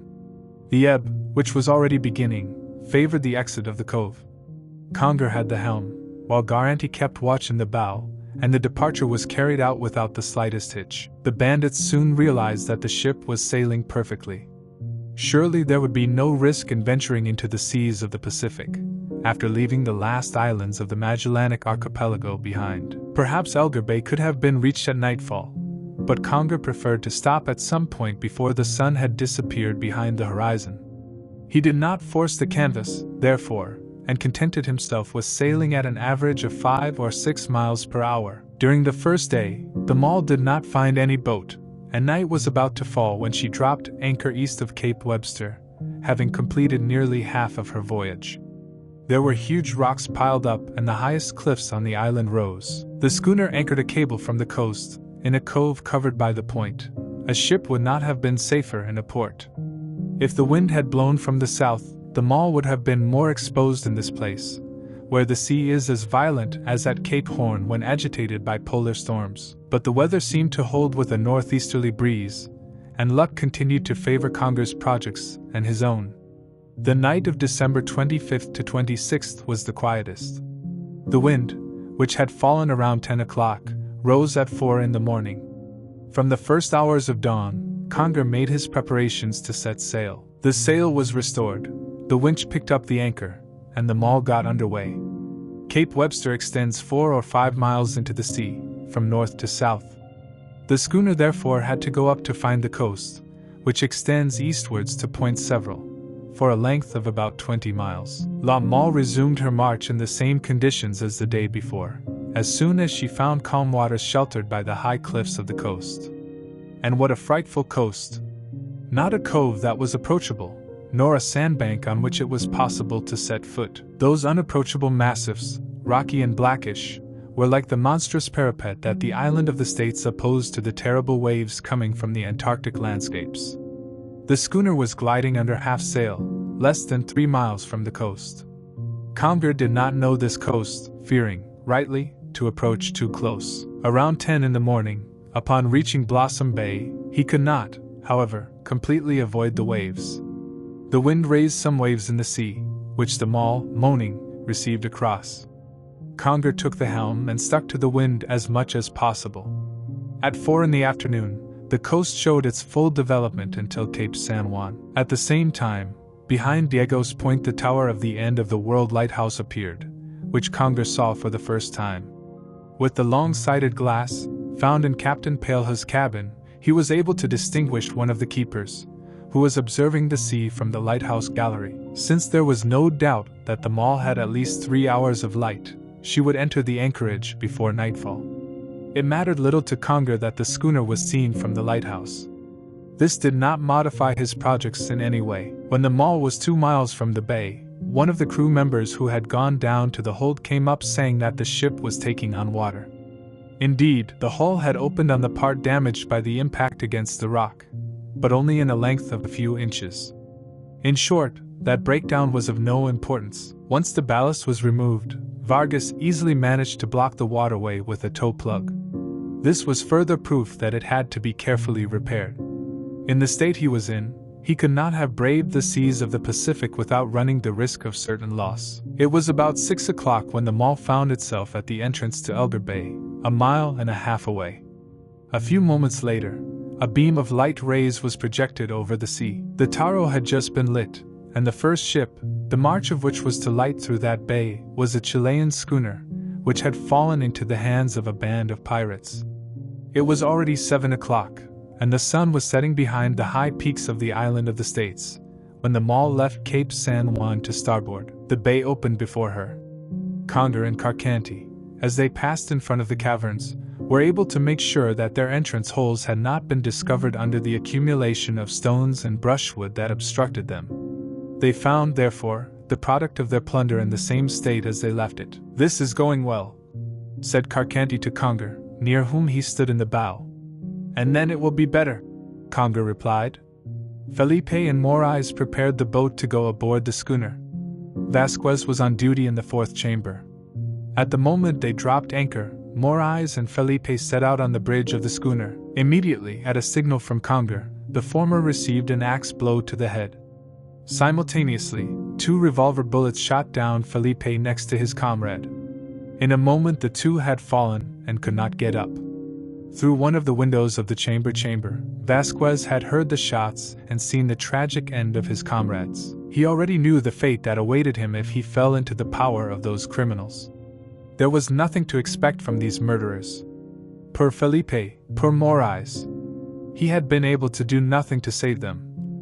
And he remained there on top, horrified by the horrible crime perpetrated so quickly. After the first moment of stupor, Vasquez regained his composure and quickly realized the situation. He needed at all costs not to fall into the hands of these wretches. Perhaps they would be unaware of its existence, but it was to be assumed that once the on-board maneuvers were completed, some of them would jump ashore and it would occur to them to climb the lighthouse, perhaps with the intention of turning it off, to make the bay impassable at night. Without hesitation, Vasquez left the chamber and rushed down the stairs into the rooms on the ground floor. There was not a moment to lose. The noise of the boat could already be heard, taking some of the crew to land. Vasquez took 2 revolvers, which he put in his belt. He put some provisions in a sack, which he put on his back. He left the lighthouse, descended quickly down the slope, and without being noticed disappeared into the darkness. 7. The cavern. What a horrible night the unfortunate Vasquez was going to spend in that situation. His unfortunate comrades were murdered, then thrown overboard, the corpses of which would be carried by the ebb towards the sea. He did not think that, if he had not been on duty at the lighthouse, his fate would have been the same. He thought only of the friends he had just lost. Poor Morais, poor Felipe, he said. They had gone to offer, with complete confidence, their services to the miserable people who responded with revolver shots. They would no longer see them. They would no longer see their country or their family. And the woman of Morais, who was waiting for him in 2 months, what horrible pain when he learned of his death. Vasquez was terrified. It was a sincere affection that he experienced for his 2 subordinates. He had treated them for so many years. By his advice they had been assigned to the service of the lighthouse, and now he found himself alone. Alone. But where did that schooner come from, and what crew of bandits did he have on board? Under what flag was he sailing, and why that stopover in Elgar Bay? Why had they turned off the lighthouse as soon as they landed? Would they want to prevent any ship that was chasing them from accessing the bay? These questions overwhelmed Vasquez's spirit, without him being able to answer them. He didn't care about the danger he was in, and yet the criminals would soon discover that there were 3 keepers in the lighthouse. Would they then set out in search of the 3rd? Would they end up discovering him? From the place where he had taken refuge, less than 200 paces from the cove, Vasquez saw the ship's lights moving and the bandits' lanterns moving from one side to the other through the lighthouse. He even heard those people speaking loudly in his own language. Were they, then, compatriots, Chileans, Peruvians, Bolivians, Mexicans? At approximately 10 o'clock, the lights went out, and no noise disturbed the silence of the night. However, Vasquez could not remain in that place. When dawn came he would be discovered, and he already knew the fate that awaited him if he did not manage to get out of the reach of those criminals. Which way would he direct his steps? Perhaps in the interior of the island he would be safer. But if he gained entry to the bay, perhaps a ship passing close to the coast could pick him up. But whether in the interior or on the coast, how to ensure its existence until the day the replacement arrived? Their supplies would run out very quickly, within 48 hours. How to renew them? She had nothing to fish with, nor any means to light a fire. He would therefore be forced to live exclusively on mollusks. His energy ended up overcoming the situation. It was necessary to adopt a party, and he adopted it immediately. This was to gain the coast of Cape San Juan to spend the night there. When dawn came, he would see what decision to make. Vasquez left the place from where he was observing the schooner. Not even the slightest noise could be heard. No doubt the criminals considered themselves completely safe in the cove and had not established a guard on board. Vasquez followed the north shore, along the cliff. There was nothing to be heard except the sound of the falling tide, and from time to time the cry of a late bird taking refuge in its nest.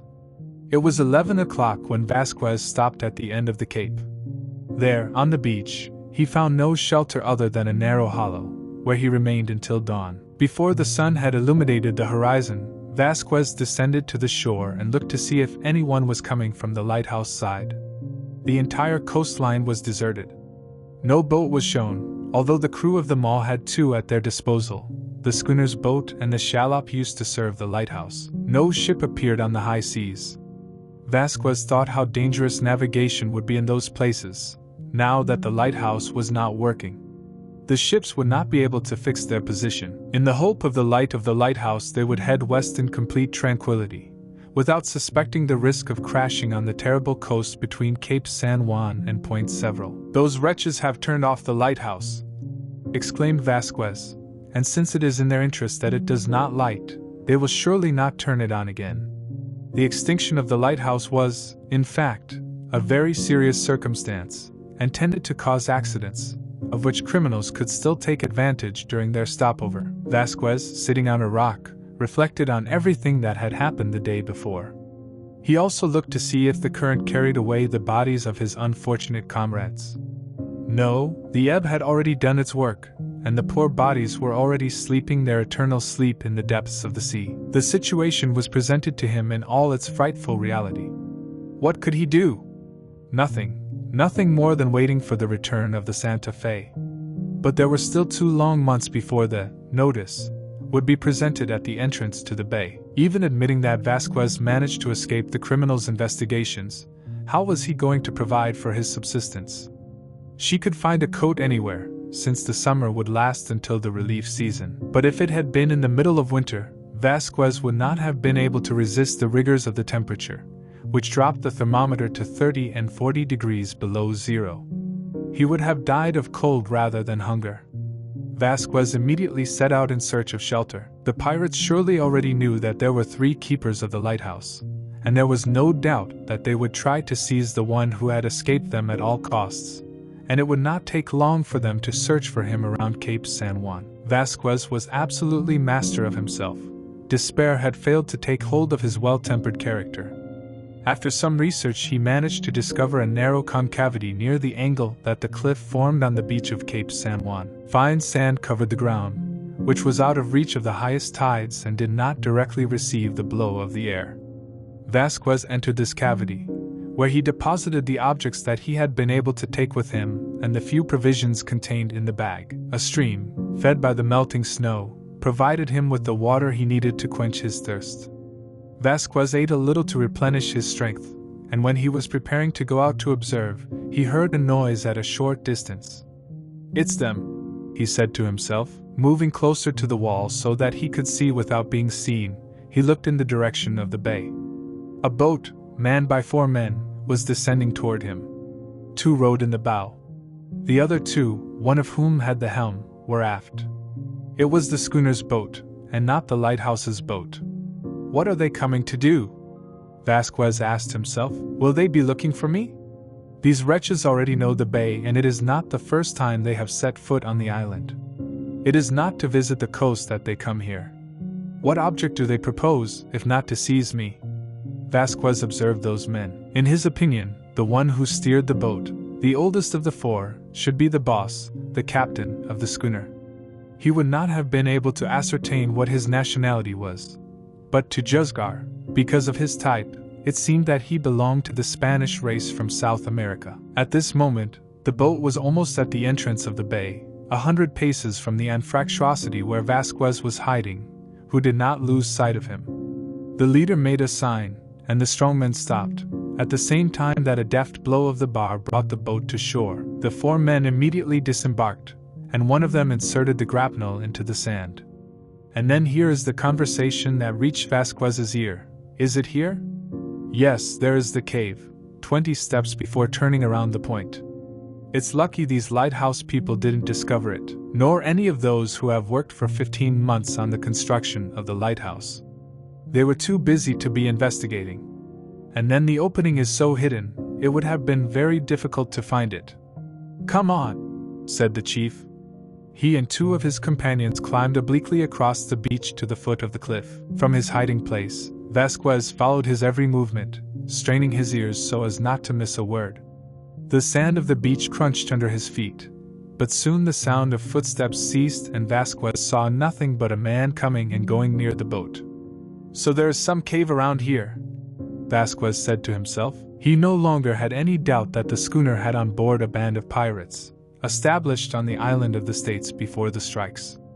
Was that where they had hidden their plunder? Will they be transported aboard the schooner?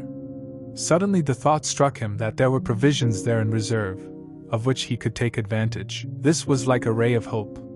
As soon as the boat returned to the cove, he would come out of his hiding place and look for the entrance to the cave, where he might find enough food to survive until the warning came. And what he would like then, if he ensured his existence for a few weeks, is that the miserable people could not leave the island. Yes, that they would still be there when the Santa Fe returned, and that Commander Lafayette would avenge the crime. But would these wishes come true? On reflection, Vasquez told himself that the schooner should not have stopped there for more than 2 or 3 days, the time necessary to embark everything locked in the cavern. Then they would leave the island of the States, never returning there. After spending about an hour inside the cave, the 3 men reappeared and walked along the beach. Vasquez was able to continue listening to the conversation, which was being held in a loud voice, and from which he would soon take advantage. Come on, those good people haven't robbed us during our absence. And when the Mall goes to sea, she will have all her cargo, and the necessary provisions for the journey. Indeed, what is with those of the schooner? We would not have been able to ensure food and drink until the Pacific Islands. The imbeciles have not been able to discover our hiding place in 15 months. We must be grateful to them.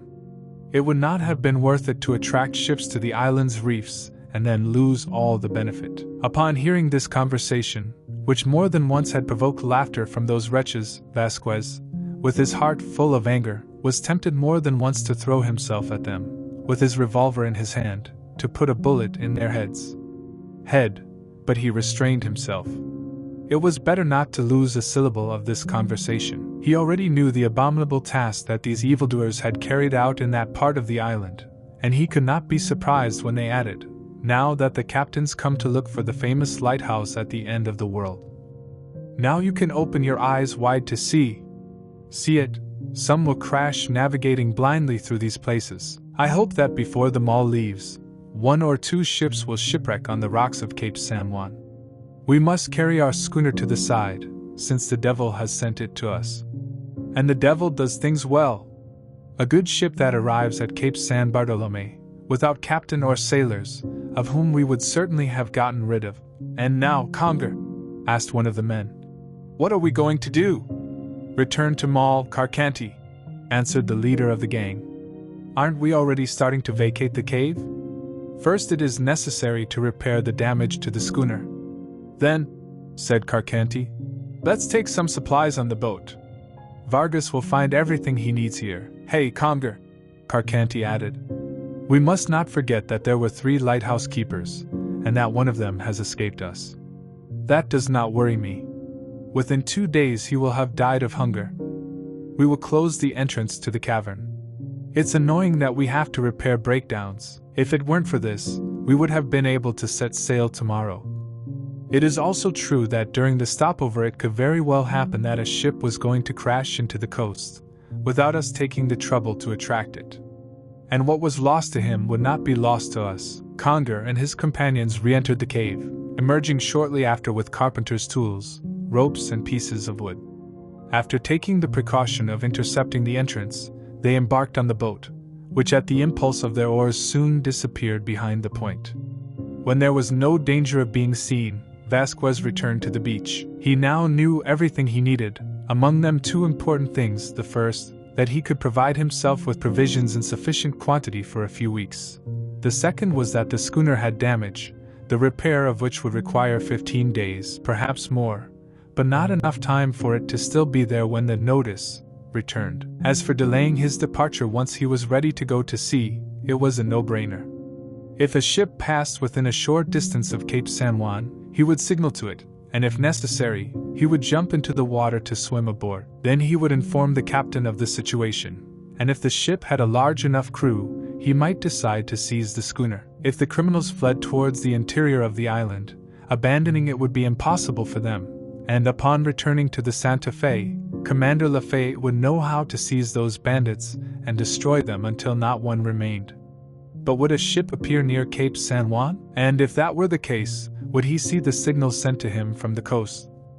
Regarding his personal safety, although Kongre knew of the existence of them, a 3rd keeper, Vasquez did not worry, convinced that he would know how to avoid the investigations. The essential thing was to know if he could ensure his maintenance until the notice arrived, and he headed without loss of time to the cave.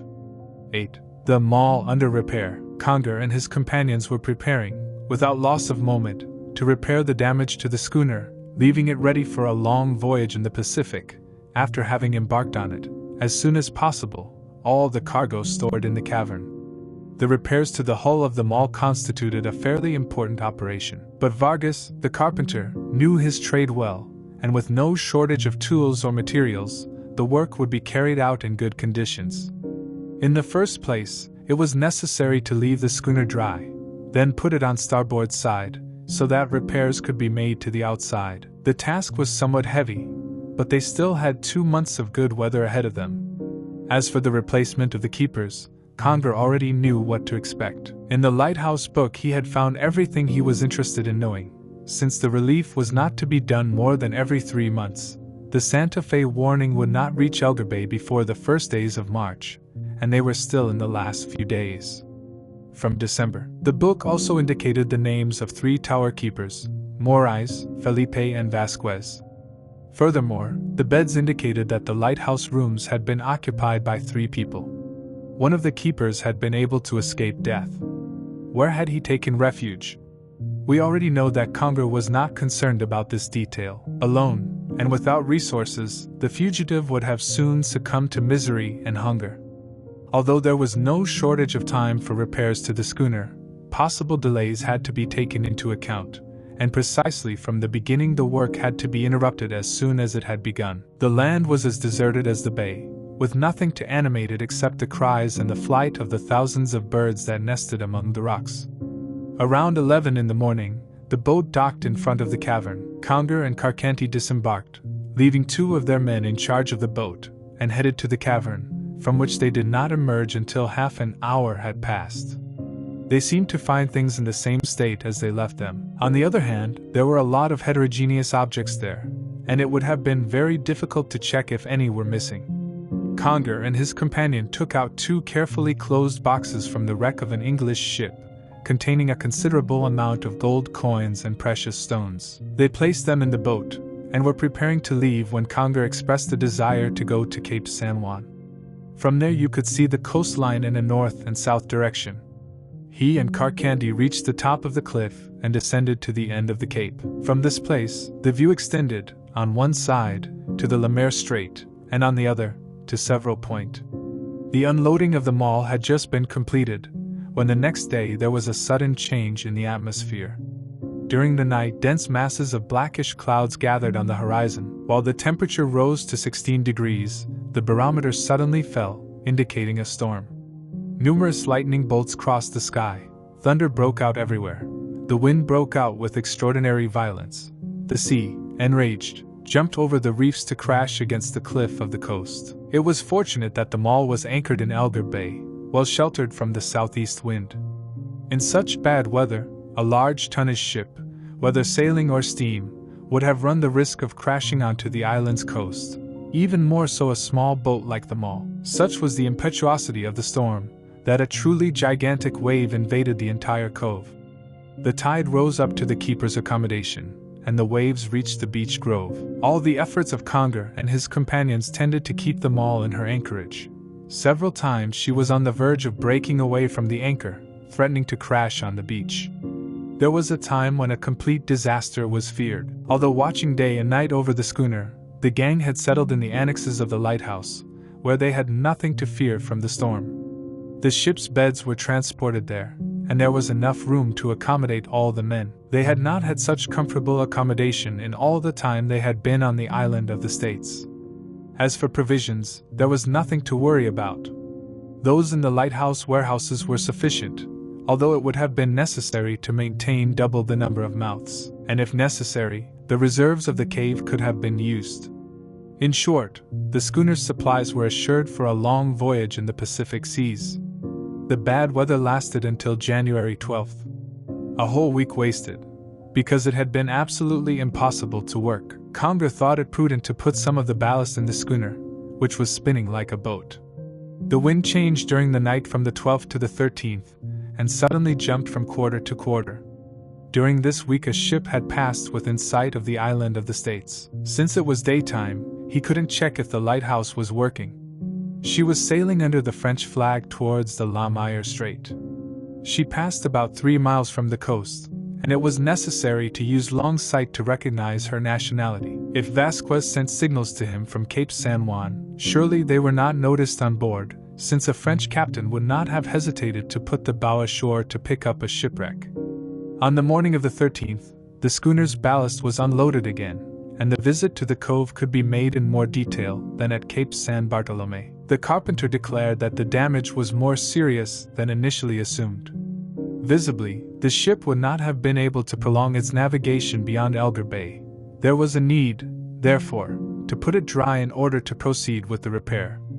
The carpenter Vargas, helped by his colleagues, did not hesitate to carry out his work. If he did not succeed, it would have been impossible for the mall, incompletely repaired, to venture across the Pacific. The first operation was to lay the schooner on the beach, which could not be done without the help of the tide. It was necessary to wait another 2 days for the high tide of the new moon to arrive, which would allow the schooner to be driven far inland so that it would remain dry for the necessary time.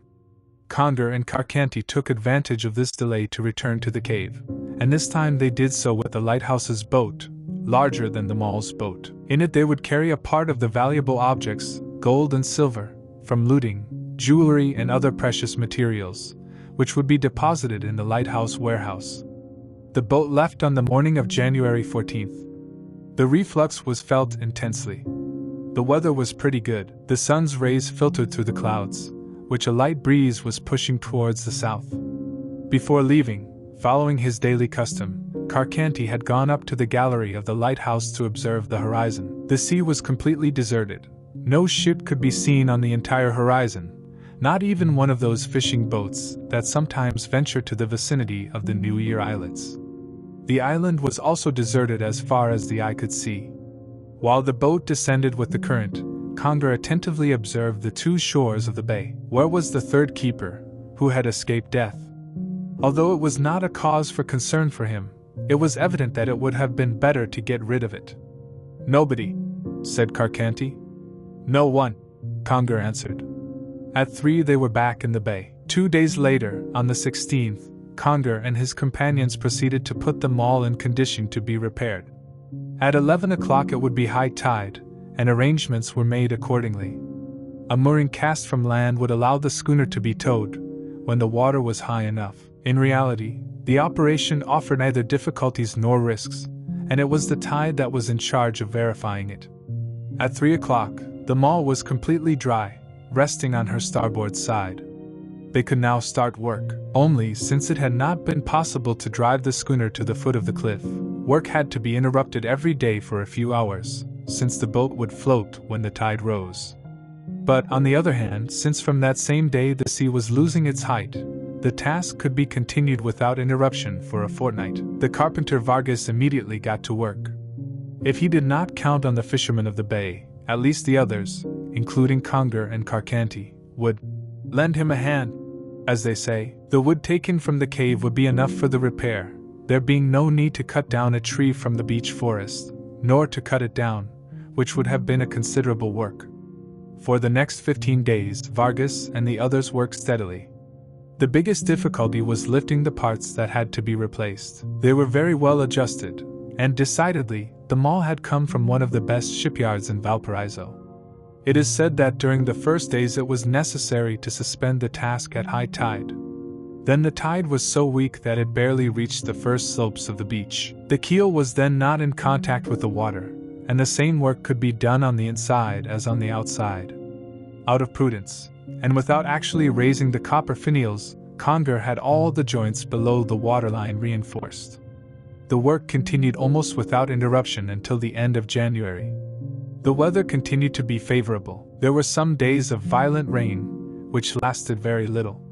During this time 2 ships could be identified in sight of the island of the States. The first was an English steamer from the Pacific, which, after having ascended the Laumeier Strait, sailed away, heading north, probably bound for a port in Europe. She passed in broad daylight near Cape San Juan. She appeared after sunrise and was out of sight by nightfall. Her captain did not have the opportunity to verify the extinction of the lighthouse. The second ship could not be found out to what nationality she belonged. It was already night when she appeared off Cape San Juan, and Carcanti, who was in the quarter chamber, could perfectly distinguish the green light on her starboard side. But the captain and crew of this sailboat had been sailing for several months, and must have been unaware that the construction of the lighthouse had been completed. Other sailboats and steamers passed at a great distance, perhaps without knowing that the island of the States existed. On the last day of January, when the strong tides of the full moon hit, the weather underwent intense changes. Fortunately, although the repairs were not completed, there was no longer any fear that water could enter the cove. For 48 hours, the high tide surrounded the hull of the mall, which righted itself on its keel, without completely detaching itself from the sandy bottom. Kongre and his companions had to take great precautions to avoid further breakdowns, which could have greatly delayed their departure. Starting on February 12th, the tide began to lose intensity, and the schooner became immobilized on the sand again. Then it was easier to caulk the hull in its upper part. On the other hand, the shipment of the cargo was not to delay the departure of the mall. The boat frequently headed to the cave with the men who were not employed by Vargas. On each trip, the boat carried objects that had to take their place in the schooner's cove. These objects were provisionally deposited in the lighthouse warehouse, Thus, the loading would be carried out more easily, with more regularity, than if the mall had anchored in front of the cavern, the entrance to the bay, where the operation could have been thwarted by bad weather. On that coast, which extended Cape San Juan, there was no other shelter than the small cove at the foot of the lighthouse. A few more days, and the repairs would be definitively finished, and the mall would be ready to put to sea after receiving the cargo on board. Indeed, on the 12th the final touches of caulking were given to the work. The hull had even been painted with some paint jars found in a box from a shipwreck. Kongre took advantage of the occasion to change the name of the schooner, which he baptized Carcanti, in honor of his second. The loading could have proceeded immediately if, to the great displeasure of Kongre and his companions, who were impatient to leave the island, it had not been necessary to wait for the next tide to put the schooner afloat. This tide occurred on February 14th. That day, the keel detached from its sand bed and slid effortlessly, remaining afloat in the bay. There was nothing left to do but take care of the cargo. Barring unforeseen circumstances, the Carcanti could soon set sail from Elgar Bay, descend towards the Lemaire Strait and sail under full sail towards the seas of the Pacific. Second part. 1. Vasquez. Since the arrival of the schooner in Elgar Bay, Vasquez had lived on the coast of Cape San Juan, from where he did not want to leave. If a ship arrived to stop over, it was at least there to warn the captain that the bay was occupied by a band of criminals, and in case the ship did not have enough crew to seize them or throw them into the interior of the island, it would have enough time to gain the high seas. But why would a ship, without having to make a forced arrival, stop in that bay, barely known to navigators? If this fortunate eventuality were to occur, the English authorities could soon have news of the events that had just occurred on the island of the States. Then a warship would be sent before the mall was ready to set sail, the bandits would be annihilated, and the lighthouse would be ready to resume service. Will it be necessary, Vasquez repeated to himself, to wait for the return of the Santa Fe? 2 months from now on, the schooner will already be far away, and where to find it in the middle of the Pacific Islands?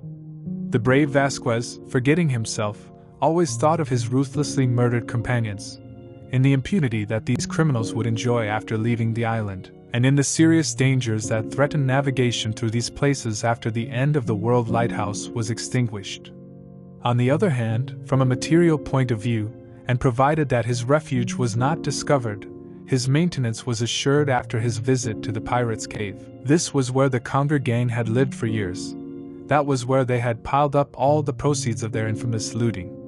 Kongre and his men subsisted there first on the provisions they brought with them when they landed, then, of those that were caused by a large number of shipwrecks, some of them caused by themselves. Of these provisions, Vasquez only took what was essential so that Kongre and the others would not notice the theft, plus some effects, including a shirt, a raincoat, 2 revolvers, with about 20 cartridges, and a lantern. He also took 2 pounds of tobacco for his pipe. Furthermore, judging from the conversation he had overheard, the repairs to the schooner were due to last several weeks, and he could, therefore, renew her provisions. It must be noted that, as a precaution, finding that the narrow grotto he occupied was too close to the cavern, he had sought another refuge a little further away and safer. He found it around Cape San Juan, between 2 high rocks, and the entrance went unnoticed by the best observer. When the tide rose, the sea reached the base of the rocks, but it did not rise enough to fill this cavity, for which a very fine sand served as a soft and dry carpet. He would have passed by this cave 100 times without suspecting its existence, and only by chance had Vasquez discovered it a few days before. It was there that he transported the various objects taken in the cave, and which he was going to make use of. On the other hand, it was not likely that Kongre, Carcanti and their cronies were going to that part of the island. The only time they passed by there was on the day of their second visit to the cave, and Vasquez saw them from his hiding place, without the bandits being able to imagine that they were so close to the third lighthouse keeper. It is useless to note that he never ventured outside without adopting the most meticulous precautions, preferring the night, especially to go to the cave. Before turning the corner of the cliff, at the entrance to the bay, he made sure whether the boat or the longboat was moored to the shore. But how endless time seemed and what painful memories came incessantly to his mind. From time to time he was overcome by an irresistible desire to go in search of the leader of that gang of criminals, and take revenge with his own hands. The murder of his unfortunate comrades. No, no, he answered. Sooner or later they will be punished as they deserve. God cannot allow them to escape punishment. They will pay with their lives for their crimes. He forgot how much danger his own was while the schooner remained in Elgar Bay, and all his wishes were that the Maule could not set sail before the Santa Fe arrived. Would his wishes be fulfilled? Desires? It was necessary that 3 weeks elapse before the notice could be in sight of the island. On the other hand, the duration of this long stopover never ceased to surprise Vasquez. Could the schooner's damage be so important that a month had not been enough for its complete repair? The Lighthouse book must have informed Kongre of the date of the relief, and he could not ignore the risk he ran if he did not put to sea before the first days of March. It was February 16th. Vasquez, consumed by impatience and restlessness, wanted to know what to expect. So as soon as it was dark he gained the entrance to the bay and went up the north shore, heading towards the lighthouse. Although the darkness was deep, he ran the risk of meeting one of the gang walking that way. So he crept along the cliff with great caution, peering through the darkness, stopping and listening for any suspicious noises. Vasquez still had to walk 3 miles to reach the bottom of the bay. It was the opposite direction from the one he had followed when fleeing the lighthouse after the murder of his comrades. At nearly 9 o'clock he stopped about 200 paces from the lighthouse and saw some lights shining through the windows. A movement of anger, a gesture of threat escaped him when he thought that those bandits were occupying the rooms of their victims. From where Vasquez was, he could not see the schooner, and he advanced another 100 steps, without considering the danger he ran in doing so. The entire gang was locked in the lighthouse rooms. Vasquez got even closer, sliding to the beach of the small cove. The last tide had lifted the schooner, which floated supported by the anchor. Ah! With what pleasure I would have uncovered that hull to see it submerge into the sea. So the faults were repaired. However, although the schooner floated, Vasquez observed that it did so well below its waterline. This indicated that neither ballast nor cargo had yet been taken on board, and it was possible that the departure would be delayed for a few days. But this was the last thing that had to be done, and once finished, perhaps in 48 hours, the Maule would set sail, doubling Cape San Juan shortly after, to disappear forever on the horizon. Vasquez no longer had more than a small amount of provisions, so the next day he would go to the cave in order to renew his provisions. Taking into account that the boat would go to boil everything to transfer it to the schooner, he hurried back to the Cape, but not without taking the greatest precautions. It was barely daylight, and after becoming convinced that the shore was deserted, Vasquez entered the cave. He still found numerous objects of little value, with which, without a doubt, they did not want to clutter the Maule Cove. But when Vasquez went in search of groceries, what desperation! They had all been taken by the bandits, and the unhappy keeper only had food for 48 hours. Vasquez did not have time to abandon himself to his reflections. At that moment he heard the sound of oars. The boat arrived with Carcanti and 2 of his companions. Vasquez moved briskly towards the entrance of the cavern, and stretching his neck, looked outside. The boat was docking at that very moment. He had only enough time to return inside and crouch in the darkest corner, behind a pile of sails and gear that the schooner would not carry, and would surely remain in the cavern. Vasquez was determined to sell his life dearly in case he was discovered, and he took up the revolver, which he always carried on his belt. But he was alone against 3. Only 2 crossed the hull: Carcanti and the carpenter Vargas. Kongre had not accompanied them. Carcanti carried a lantern, and followed by Vargas he was choosing different objects that would complete the schooner's cargo. Meanwhile they were talking, and the carpenter said, "It's February 17th and it's time to set sail." "We will set sail." "Tomorrow?" "I think so, if time permits." "Yes, it seems like he is threatening, but it will clear. The thing is, if we have to stop here for 8 or 10 more days, we would run the risk of meeting the replacement." Carcanti interrupted. "Do not even think about it," Vargas exclaimed. "We don't have the strength to take a warship." "No, he would be the one to take us, and probably hanging from the end of the mizzen," Carcanti replied. adding "eh?" His response was a formidable oath. "Well," replied the other, "I really want to see myself 100 miles out to sea." Vasquez listened to this conversation, motionless, holding his breath.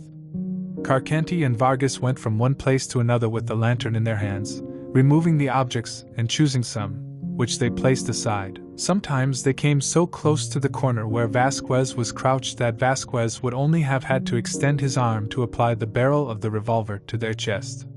This occupation lasted about half an hour, and Carcanti called the man from the boat. He arrived immediately, helping to transport the packages. Carcanti took one last look into the cavern. "Too bad we have to leave all this behind," Vargas said. "There is no other option," Carcanti replied. "Ah, if the schooner were 300 tons. But in the end, we will take all the best, and I hope that we will still do very good business." The boat separated from the shore, and soon the wind from the stern pushed it towards the bay. Vasquez left the cave, heading towards his refuge. Within 48 hours he would have nothing to eat, and it was useless to count on the provisions from the lighthouse, since there was no doubt that those bandits would take them. How was he going to manage to survive until the arrival of the notice, which, even assuming it was not delayed, would not arrive just 2 weeks later? The situation was, therefore, one of the most serious. Vasquez's energy would not be able to improve it, unless he supported himself from tubers dug up in the beech forest, or from fishing in the bay. But for this it was necessary that Moll had definitively left the island of the States. If any circumstance forced her to remain at anchor for a few days, Vasquez would inevitably die of hunger in his cave at Cape San Juan. As the day progressed, the sky became threatening. Masses of thick livid clouds were gathering in the east. The force of the wind was increasing progressively. The ripple of the sea surface soon changed into extensive waves, the crests of which were crowned with foam, and would soon rush violently against the rocks of the cape. If the weather continued like this, the schooner would surely not be able to put to sea at the next day's mark. When night came, there was no favorable change in the atmospheric state. On the contrary, the situation worsened. It was not a storm whose duration could have been limited to a few hours. The hurricane was near. It was announced by the color of the sky and the sea, the gathering clouds, the tumult of the opposing waves, and the roar of the wind. A sailor like Vasquez could not make a mistake. Surely the barometric column indicated a storm. Despite the violence of the wind, Vasquez had left the cave, walking along the beach and looking attentively at the horizon, which was gradually darkening. The last rays of the sun had not yet extinguished when Vasquez noticed a black mass moving in the distance. "A boat!" he exclaimed. "A ship that seems to be heading to the island." It was effectively a ship coming from the east, either to enter the strait or to cross to the south. The storm then broke out with extraordinary violence. It was one of those powerful hurricanes that nothing resists, and that sink the most powerful ships. When they have no escape, using a marine phrase, that is, when they are close to land and the wind pushes them towards the coast, it is very rare that they can escape shipwreck. "And those wretches who don't turn on the lighthouse," Vasquez exclaimed. "This ship, which is surely looking for it, will not perceive it. She won't know that the coast is ahead of her, only a few miles away. The wind pushes her this way, and she will end up crashing into the reefs." One more loss to charge to the account of the Kongre gang. Without a doubt, from the top of the lighthouse the bandits had spotted that ship, which could not keep up. Within half an hour she would have been thrown against the coast, whose existence she did not suspect due to the lack of indication from the lighthouse. The storm had reached its full intensity. The night promised to be terrible, and after the night, the next day, since it did not seem possible that the hurricane would calm down in 24 hours. Vasquez did not think about gaining his protection, and his gaze did not leave the horizon. From time to time he would see the red or green lights that indicated a sailing ship. A vapor would have shown white light. He had, therefore, no machine that would allow him to fight against the storm. Vasquez walked up and down the beach, desperate at his impotence to prevent the shipwreck. His hand reached out uselessly towards the unlit lighthouse. He waited in vain for the flash of the lantern, and the ship was destined to perish on the rocks of Cape San Juan. Then an idea occurred to Vasquez that could be saving. He had a piece at his disposal, of wood, and if he lit a bonfire with them at the tip of the cape, perhaps it would serve as a signal to the ship to separate from the coast.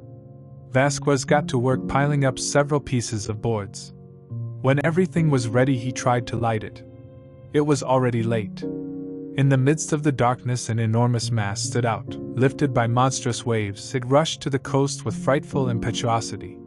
Before Vasquez could make a gesture, he arrived like a storm at the barrier reef. There was a terrible noise and some cries of anguish that were soon drowned out by the roars of the storm. Afterwards, nothing was heard except the whistling of the wind and the incessant roar of the waves crashing against the coast. 2. After the shipwreck at dawn the next day, the storm broke out with even greater force. The sea appeared white to its furthest limit. At the end of the cape, the waves foamed 15 and 20 feet high. It was not possible to enter or leave the bay in such a furious storm. The appearance of the sky, always threatening, announced that the storm would last for some time in those Magellanic places. It was therefore evident that the schooner could not set sail that morning. It is easy to imagine the anger of Kongre and his gang. Such was the situation, which Vasquez realized when he got up at the first light of dawn. And here is the spectacle that appeared before his eyes. 300 paces away lay the shipwrecked ship, weighing about 500 tons. Of her mast there was only 3 trunks broken at the base, either because the captain was forced to do so or because they had collapsed in the collision. There was no wreckage on the surface of the sea, but, under the formidable force of the wind, it was very possible that these remains had been thrown to the bottom of Elgar Bay. If so, Kongre must already know that a ship had been lost on the reefs of Cape San Juan. Vasquez had, therefore, to take precautions against him, and he did not advance until he was satisfied that the entrance to the bay was deserted. In a few minutes he arrived at the site of the catastrophe. The tide was low and he was able to turn the boat around, reading on the stern, "Century Mobile." She was, therefore, an American sailboat, whose port of registry was that capital of the state of Alabama, in the south of the Union, on the Gulf of Mexico. The Century was totally lost. There were no survivors of the wreck, and as for the ship, there was nothing left of it except a shapeless hull, which had split in two in the crash. The waves had dispersed the cargo. Boxes, bales, barrels were scattered along the cape, on the beach. The hull of the Century was dry and Vasquez was able to examine the interior. The devastation was complete. The waves had destroyed everything. There was no living soul, either officers nor sailors. Vasquez called out loud, without receiving an answer. He penetrated to the bottom of the cove, without finding anybody. Either they had been swept away by some storm's surge, or they drowned at the moment the Century crashed against the rocks.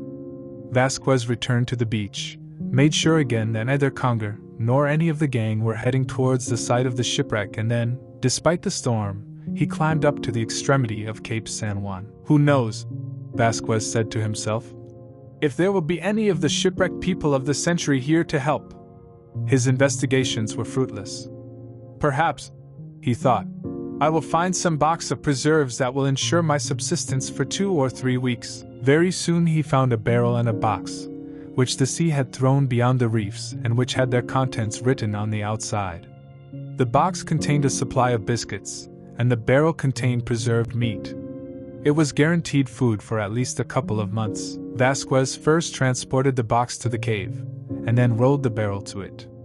From the tip of the cape he took another look across the bay. He had no doubt that Kongre was already aware of the shipwreck, and since the mall was a prisoner of the storm, the gang would go to the entrance of the bay to take advantage of the remains of the catastrophe. Vasquez was immersed in these reflections, when anguished cries reached his ear, which were like a painful call issued by a suffering voice.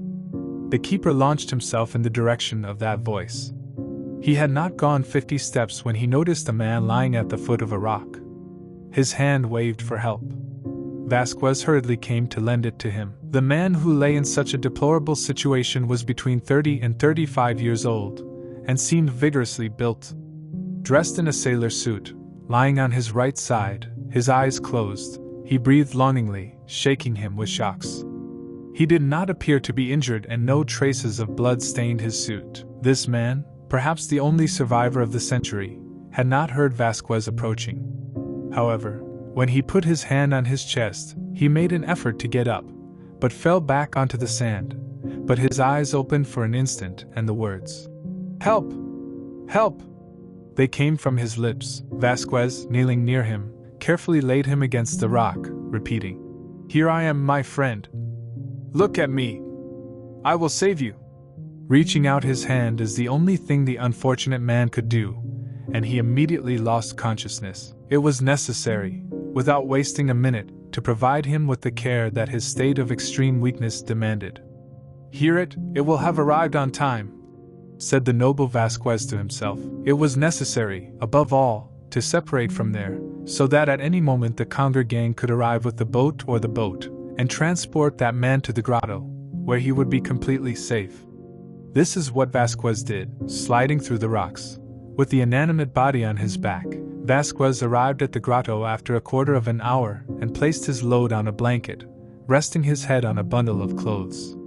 The man had not come to, although he was breathing. Although he had no visible injuries, wouldn't he have broken an arm or leg in a collision with the reefs?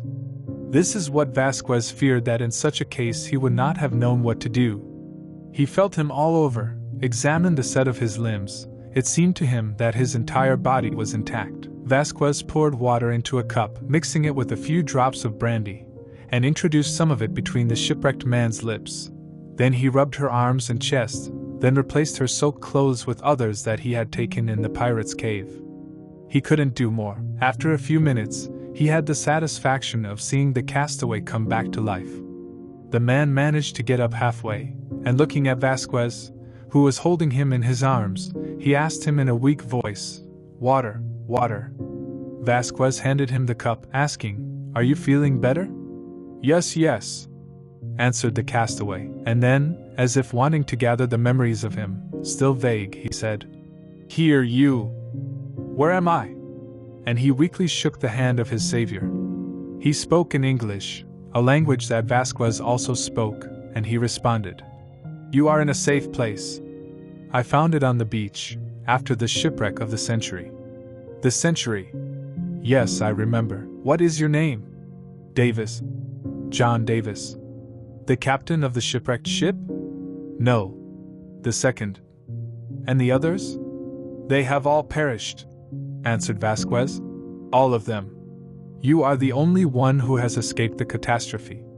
"Everyone? Everyone?" John Davis was terrified to learn that he was the only survivor of the shipwreck. He understood that he owed his life to that stranger who cared for him with so much care. "Thanks, thanks," he exclaimed excitedly, while a thick tear ran down his cheek. "Are you hungry? Do you want to eat some biscuit or meat?" Vasquez replied. No, drink." The cool water mixed with brandy did great good to John Davis, as he was soon able to answer all the questions. Here is what he said in a few words. Century, a 3-masted sailing ship of 550 tons, from the port of Mobile, had left the American coast 20 days before. Her crew consisted of the captain, Harry Stewart, the second, John Davis, and 12 men, including a cabin boy and a cook. He was loaded with nickel and cheap items to Melbourne, Australia. His navigation was excellent until the 55th degree of south latitude in the Atlantic. Then the violent storm that had troubled those places since the day before occurred. Surprised by the storm, and a huge wave swept over the bridge, carrying away 2 sailors, who could not be saved. Captain Stewart's intention had been to seek shelter behind the island of the States, in the Le Maire Strait. At night the violence of the storm redoubled. There was no choice but to bite the bullets. At that moment, the captain believed he was more than 20 miles from land, and he did not believe there was any danger in going up until he could see the light from the lighthouse. Leaving it then to the south, he did not run the risk of throwing himself on the reefs of Cape San Juan, and would find the strait without difficulty.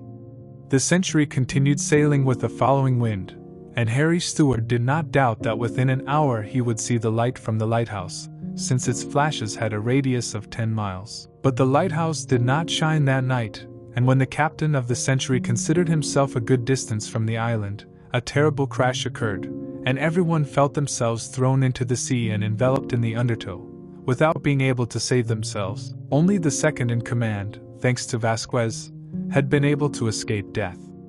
But what Davis couldn't understand was on what coast the ship had been lost. So he asked Vasquez, "Where are we?" "On the island of the States." "On the island of the States?"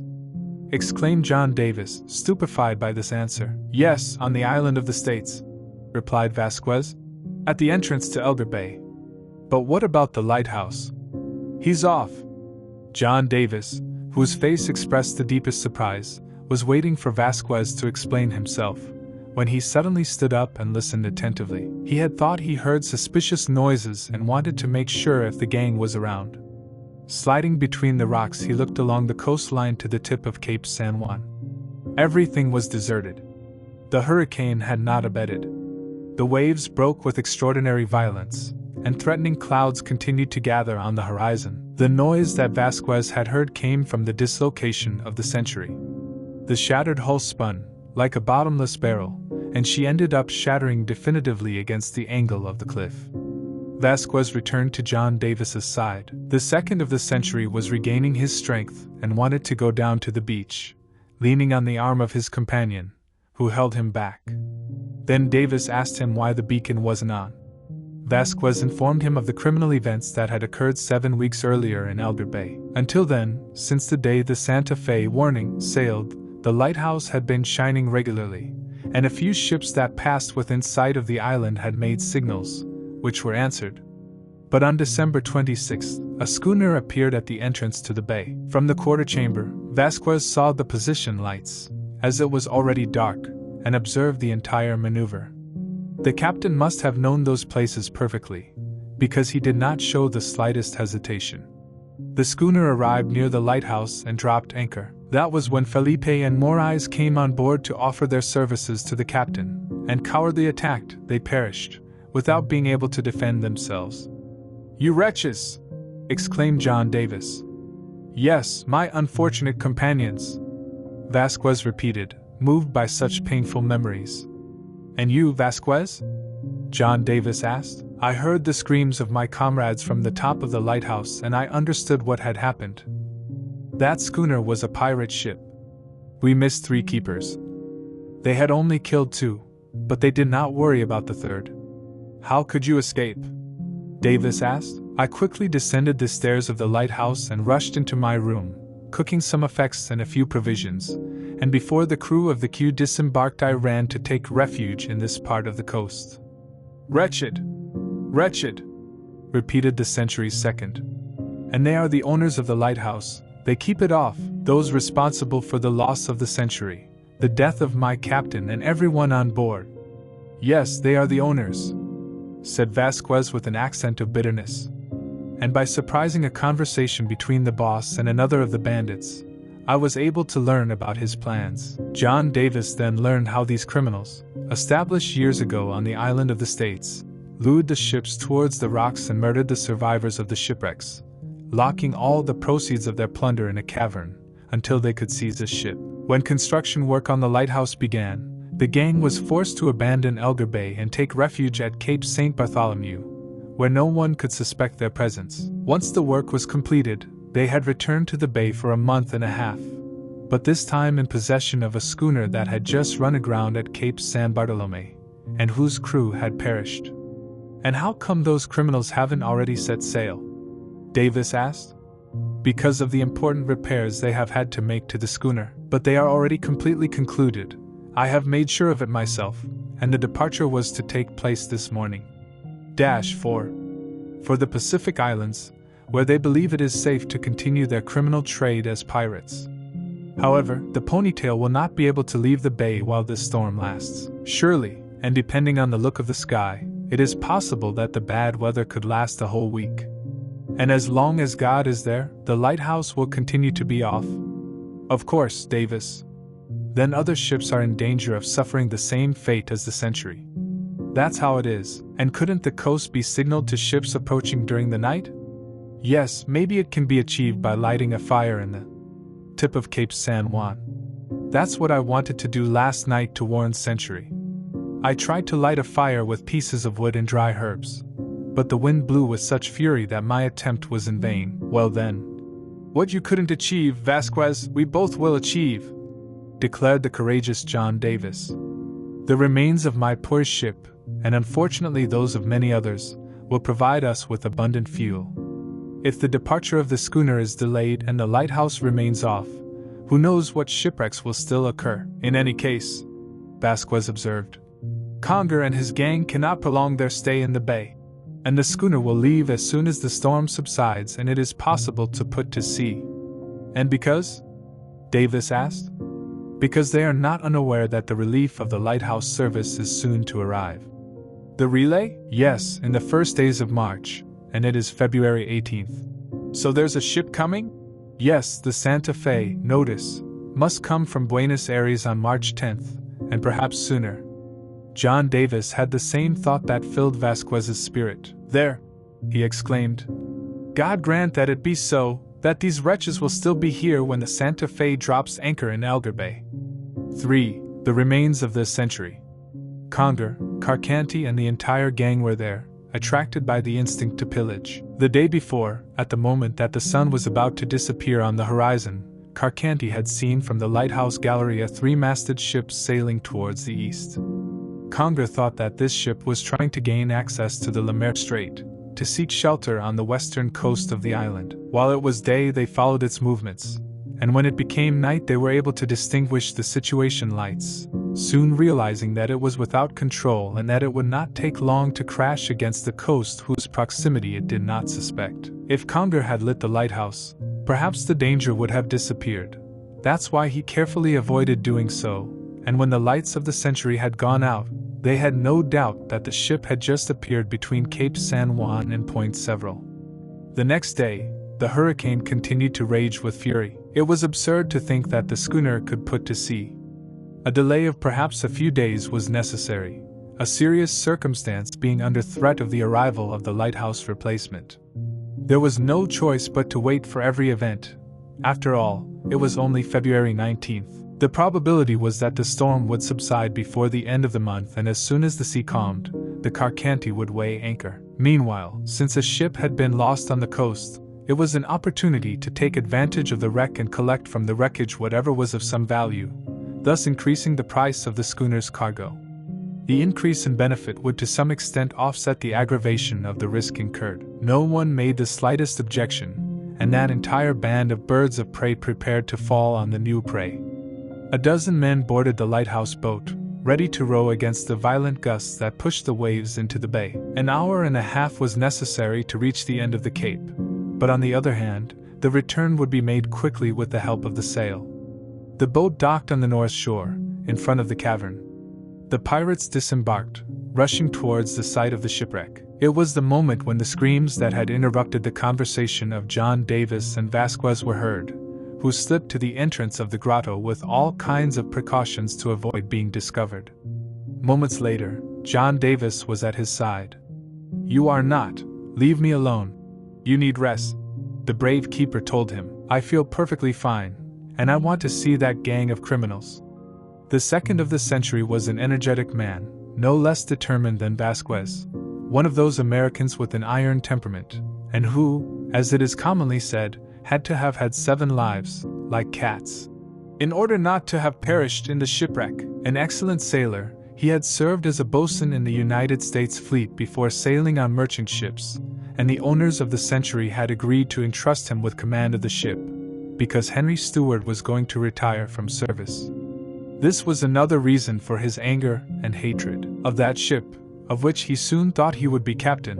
He saw nothing more than shapeless remains handed over to a band of pirates. If Vasquez had needed encouragement, there was a brave man to support him through his ordeal. But no matter how determined, no matter how brave the two of them were, what could they do against Kongre and his companions? Hiding behind the rocks, Vasquez and John Davis prudently observed the coastline to the end of Cape San Juan.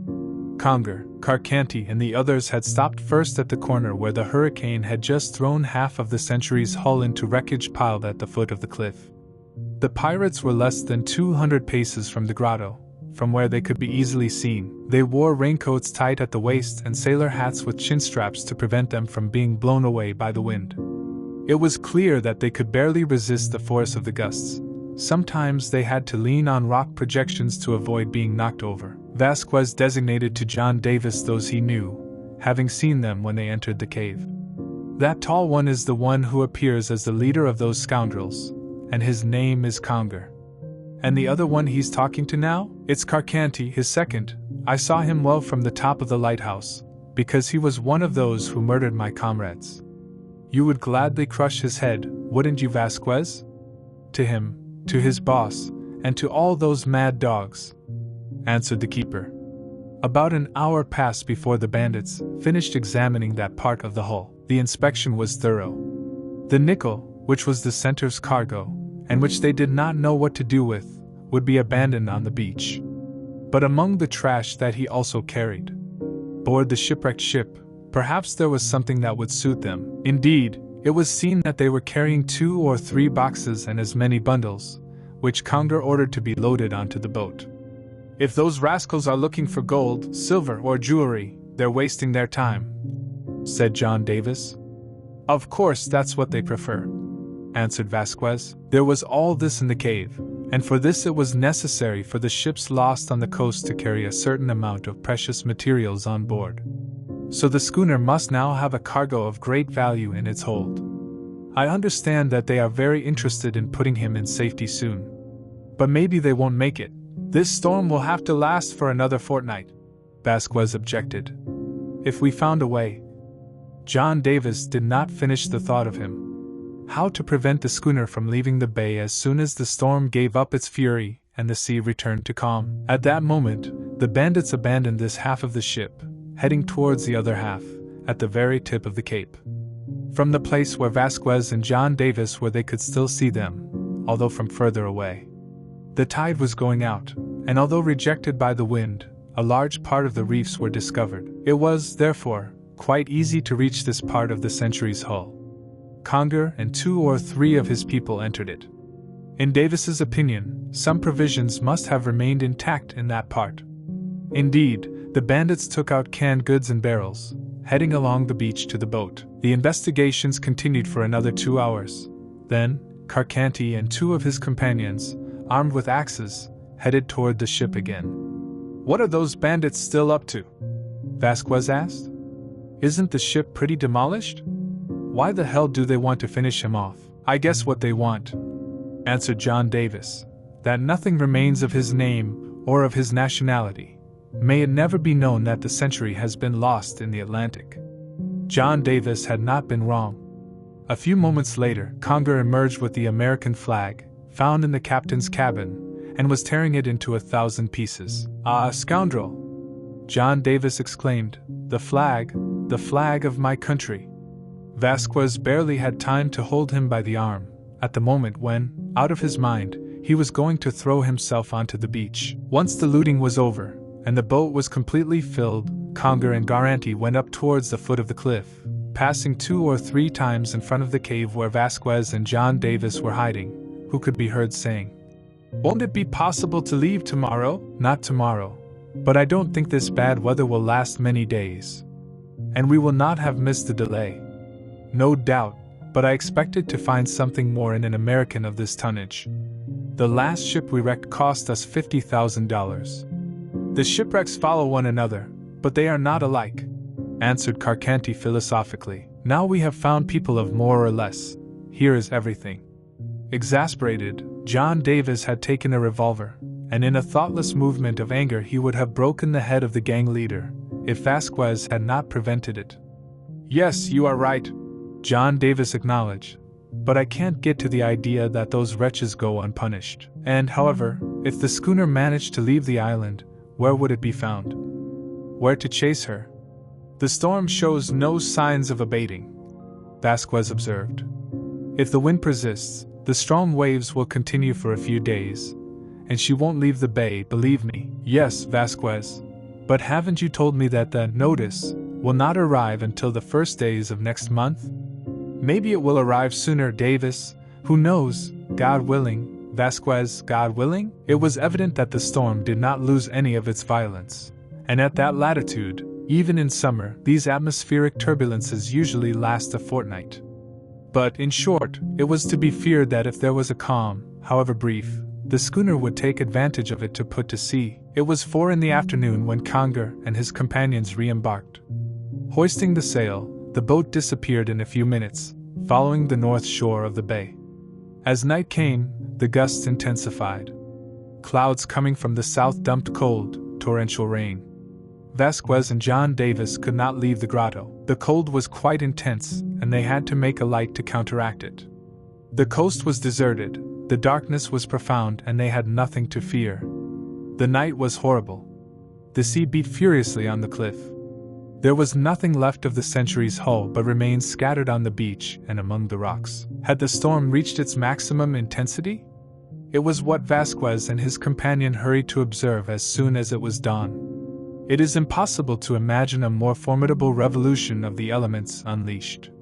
The water from the sky was mixed with that of the sea, and it continued to pour all day and all the next night. For 48 hours no ship appeared in sight of the island, and it is understandable that they tried to get away from those dangerous coasts, hit directly by the storm.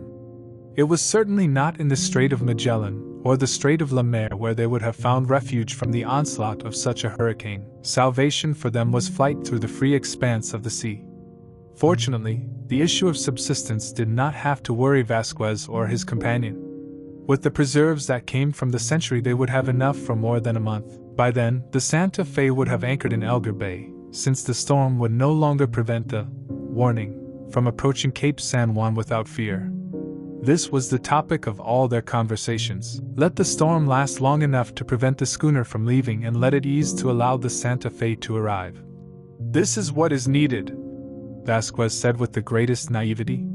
Ah, John Davis answered, if we had the sea and the wind, another rooster would crow for us. But that belongs only to God. He will not allow these wretches to escape the punishment their crimes deserve, said John Davis, appropriating the terms that Vasquez used previously.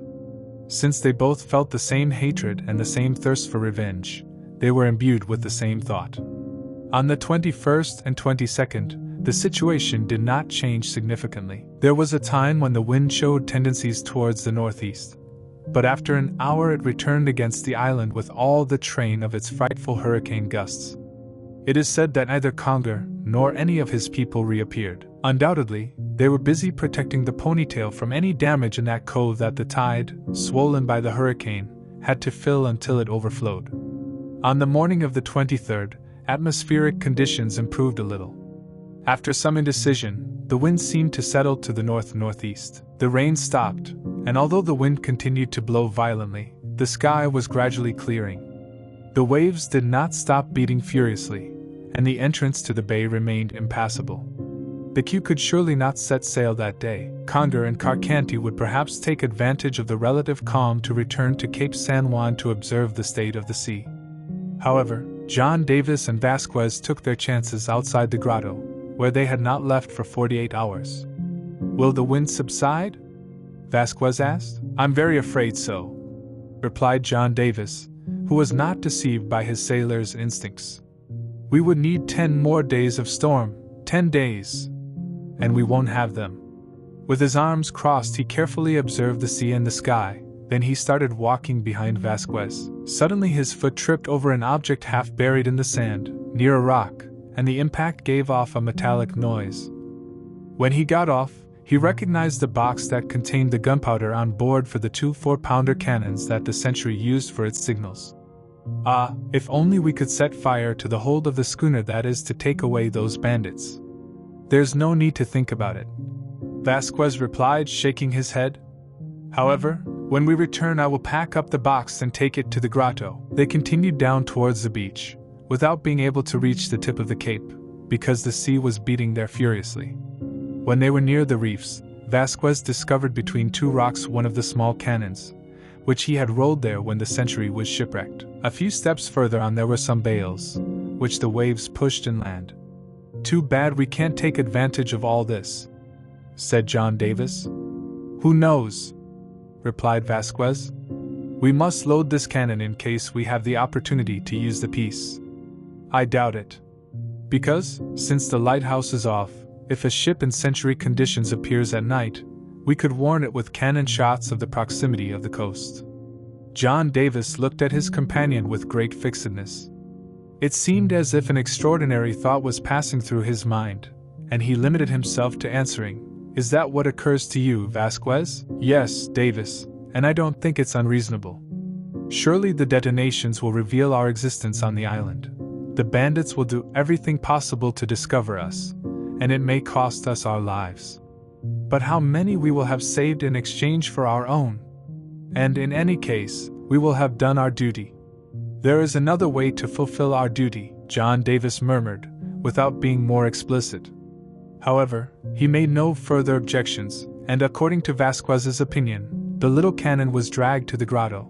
Then they transported the mount, the bullets, and the powder box. This work was very arduous and time-consuming. When Vasquez and John Davis sat down for lunch, the height of the sun indicated that it was soon 10 in the morning. As soon as they had disappeared, Kongre, Carcanti, and the carpenter Vargas went around the corner of the cliff. They had made the journey on foot, because boarding the boat would have been very painful. As Vasquez had sensed, the bandits were eventually going to observe the state of the sea. Surely they would realize that the schooner was in great danger leaving the bay. This was recognized by Kongre and Carcanti. Located near the site of the Century accident, of which only a few remains remained, they could barely keep up against the wind. They spoke animatedly, gesticulated, showing the horizon with their hands, and retreated when a large, rolling wave threatened to overwhelm them. Vasquez and his companion did not lose sight of them during the half-hour they spent observing the entrance to the bay. Finally they went towards the lighthouse. "They're already gone," said Vasquez. "Those scoundrels will still return to observe the sea." John Davis shook his head sadly. He had no doubt that the storm would stop before 48 hours. The swell, although not completely calm, would allow the schooner to round Cape San Juan. That day, Vasquez and Davis spent almost everything on the coast. The modification of the atmospheric state was accentuated. At dusk, Vasquez and Davis entered the grotto and satisfied their appetite with cookies, cold cuts, and water mixed with brandy. Then, Vasquez prepared to sleep under his blanket. "Before you go to sleep, do me a favor and listen to a proposition," Davis told him. "Speak you, Vasquez, I owe you my life, and I am not going to do anything that does not deserve your approval. Here's an idea that occurred to me. Examine it yourself and give me your opinion, without worrying about mine." "I'm listening to you, Davis." "Time changes, the storm is coming to an end. The sea will be calm very soon. I hope the schooner will be gone within 48 hours. "Unfortunately, that's how it is," Vasquez replied, completing his thought with a gesture that meant, "We can't do anything." John Davis replied, "Yes, within 2 days they will have left the bay. The schooner will have rounded the cape and will disappear in the west, and your comrades, my captain and my companions of the Century, will not be avenged." Vasquez had lowered his head. Then he looked up and looked at John Davis, whose face was illuminated by the last glow of the fire. He continued, "A single eventuality could prevent the departure of the schooner, or at least detain it until the warning arrives, a breakdown that would force it to return to the anchorage. Well, we have a cannon, gunpowder and projectiles. Let's mount the cannon on its mount at the top of the cliff. Let's load it, and when the schooner passes we will shoot at it. We may not be able to scuttle her, but the crew will not venture into a long voyage with a new breakdown. The wretches will have no choice but to return to the anchorage to repair it. The cargo will have to be unloaded. This will take a whole week, and in the meantime, the Santa Fe." John Davis was silent. He had grabbed the hand of his companion and was squeezing her. Without hesitation, Vasquez answered him with a single word, "Agreed." 4. When leaving the bay. On the morning of February 25th, the wind had subsided and the symptoms of fair weather were evident. That day the pirates decided to put to sea with the schooner, and Kongre made preparations to set sail in the afternoon. He believed that at that time the sun would have already dissipated the fog, and the falling tide would favor the departure. The schooner would reach Cape San Juan around 7 o'clock, and the long twilight of those latitudes would allow it to round it before nightfall. If the mist had not prevented it, the schooner would have been able to depart taking advantage of the morning ebb. Indeed, everything was ready on board, complete cargo, provisions in abundance, those that came from the Century and those that had been removed from the Lighthouse warehouse, in which nothing remained except the furniture and utensils, with which Kongre had not been able to find anything, wanted to crowd the cove more. Although he had relieved himself of some of her ballast, the schooner was drafting more than normal, and it would not have been wise to go a few inches beyond her waterline yet. Shortly before noon, while they were walking near the lighthouse, Carcanti said to Kongre, "The fog is beginning to lift, and soon the sea will be clear. With these mists the wind and the sea usually calm down. I believe that we will finally get out," Kongre replied, "and that nothing will hinder our navigation to the strait no further," said Carcanti. "However, Kongre, the night will be dark. We are only in the first quarter of the moon." "Does not matter, Carcanti. I don't need the moon or the stars. I know the entire north coast, and I hope to round the New Year islets and Cape Colnet at a good distance so as not to trip over their rocks. Tomorrow we will have lost sight of Cape San Bartolome, and I hope that when night comes the island of the States will have been about 20 miles astern. It's time, Kongre, after the time we've been here. Are you sorry, Carcanti? No, now that everything is over, that we have made a fortune, that a good ship is going to take us with its riches. But hell, I thought everything was lost when the Mall, not the Carcanti, anchored here with a leak. If we had not been able to repair the damage, who knows how long we would have had to remain on the island. Upon the arrival of the warning, we would have had to return to Cape St. Barthélemy." "Yes," answered Kongre, whose ferocious physiognomy was darkening. "And the situation would have been even more serious. Seeing the lighthouse without keepers, the commander of the Santa Fe would have taken his measurements, would have carried out investigations. He would surely search the entire island, and who knows if he would be able to discover our refuge. And then maybe the third keeper would join him that has escaped us. Do not be afraid on this side, Kongre. We have not found his footprints. And how, without any resources, has he been able to live for nearly 2 months? Well, we must bear in mind that it will soon be 2 months since the Carcanti anchored in the Bay of Elgar, and unless that individual has lived all that time on raw fish, after all, we will have left before the notice arrives, which is the important thing. The Santa Fe is not due to arrive for at least 8 days, judging by the Lighthouse book," declared Carcanti. "And in 8 days," Kongre added, "we will be far from Cape Horn, en route to the Solomons or the New Hebrides. Of course, Kongre, I'm going up to the gallery for the last time to look at the sea. If there is a ship in sight, what do we care?" Kongre interrupted, shrugging his shoulders. "The Atlantic and the Pacific are from all over the world. La Carcanti has her papers in order. I have made sure that this is the case, and you can rest easy. And even if we found the Santa Fe at the entrance to the strait, we would send our greetings, since courtesy never hurts." As you can see, Kongre was confident of success. It is true that everything seemed to favor him. While his captain descended towards the beach, Carcanti climbed the stairs that lead to the lighthouse gallery, and remained in observation for an hour. The sky now appeared completely clear, and the horizon line was clearly outlined. Although the sea was still a little rough, the waves were not violent enough to make repairing the schooner difficult. Furthermore, as soon as the ship was in the strait she would find the sea beautiful, and she would sail as if on a river sheltered from the land, and with a following wind. Only one ship appeared on the high seas, sailing towards the Pacific Ocean, and it did not take long to disappear. An hour later, Carcanti had a moment of concern, which he thought to communicate to Kongre. A distant plume of smoke appeared to the northeast. It was a steamship that was heading towards the island of the States, or towards the coast of Tierra del Fuego. The consciences of criminals are startled by anything. A distant smoke was enough for Carcanti to experience serious emotions. Could it be the warning? He asked himself, scared. It was February 25th, and the Santa Fe was not due to arrive until the first days of March. Would you have moved forward? If it was him, within 2 hours he would be at the height of Cape San Juan. Then all would be lost. It was necessary to renounce freedom at the precise moment of conquering it, and return to the horrible existence of Cape San Bartolome. At his feet, Carcanti saw the schooner swinging gracefully. Everything was ready.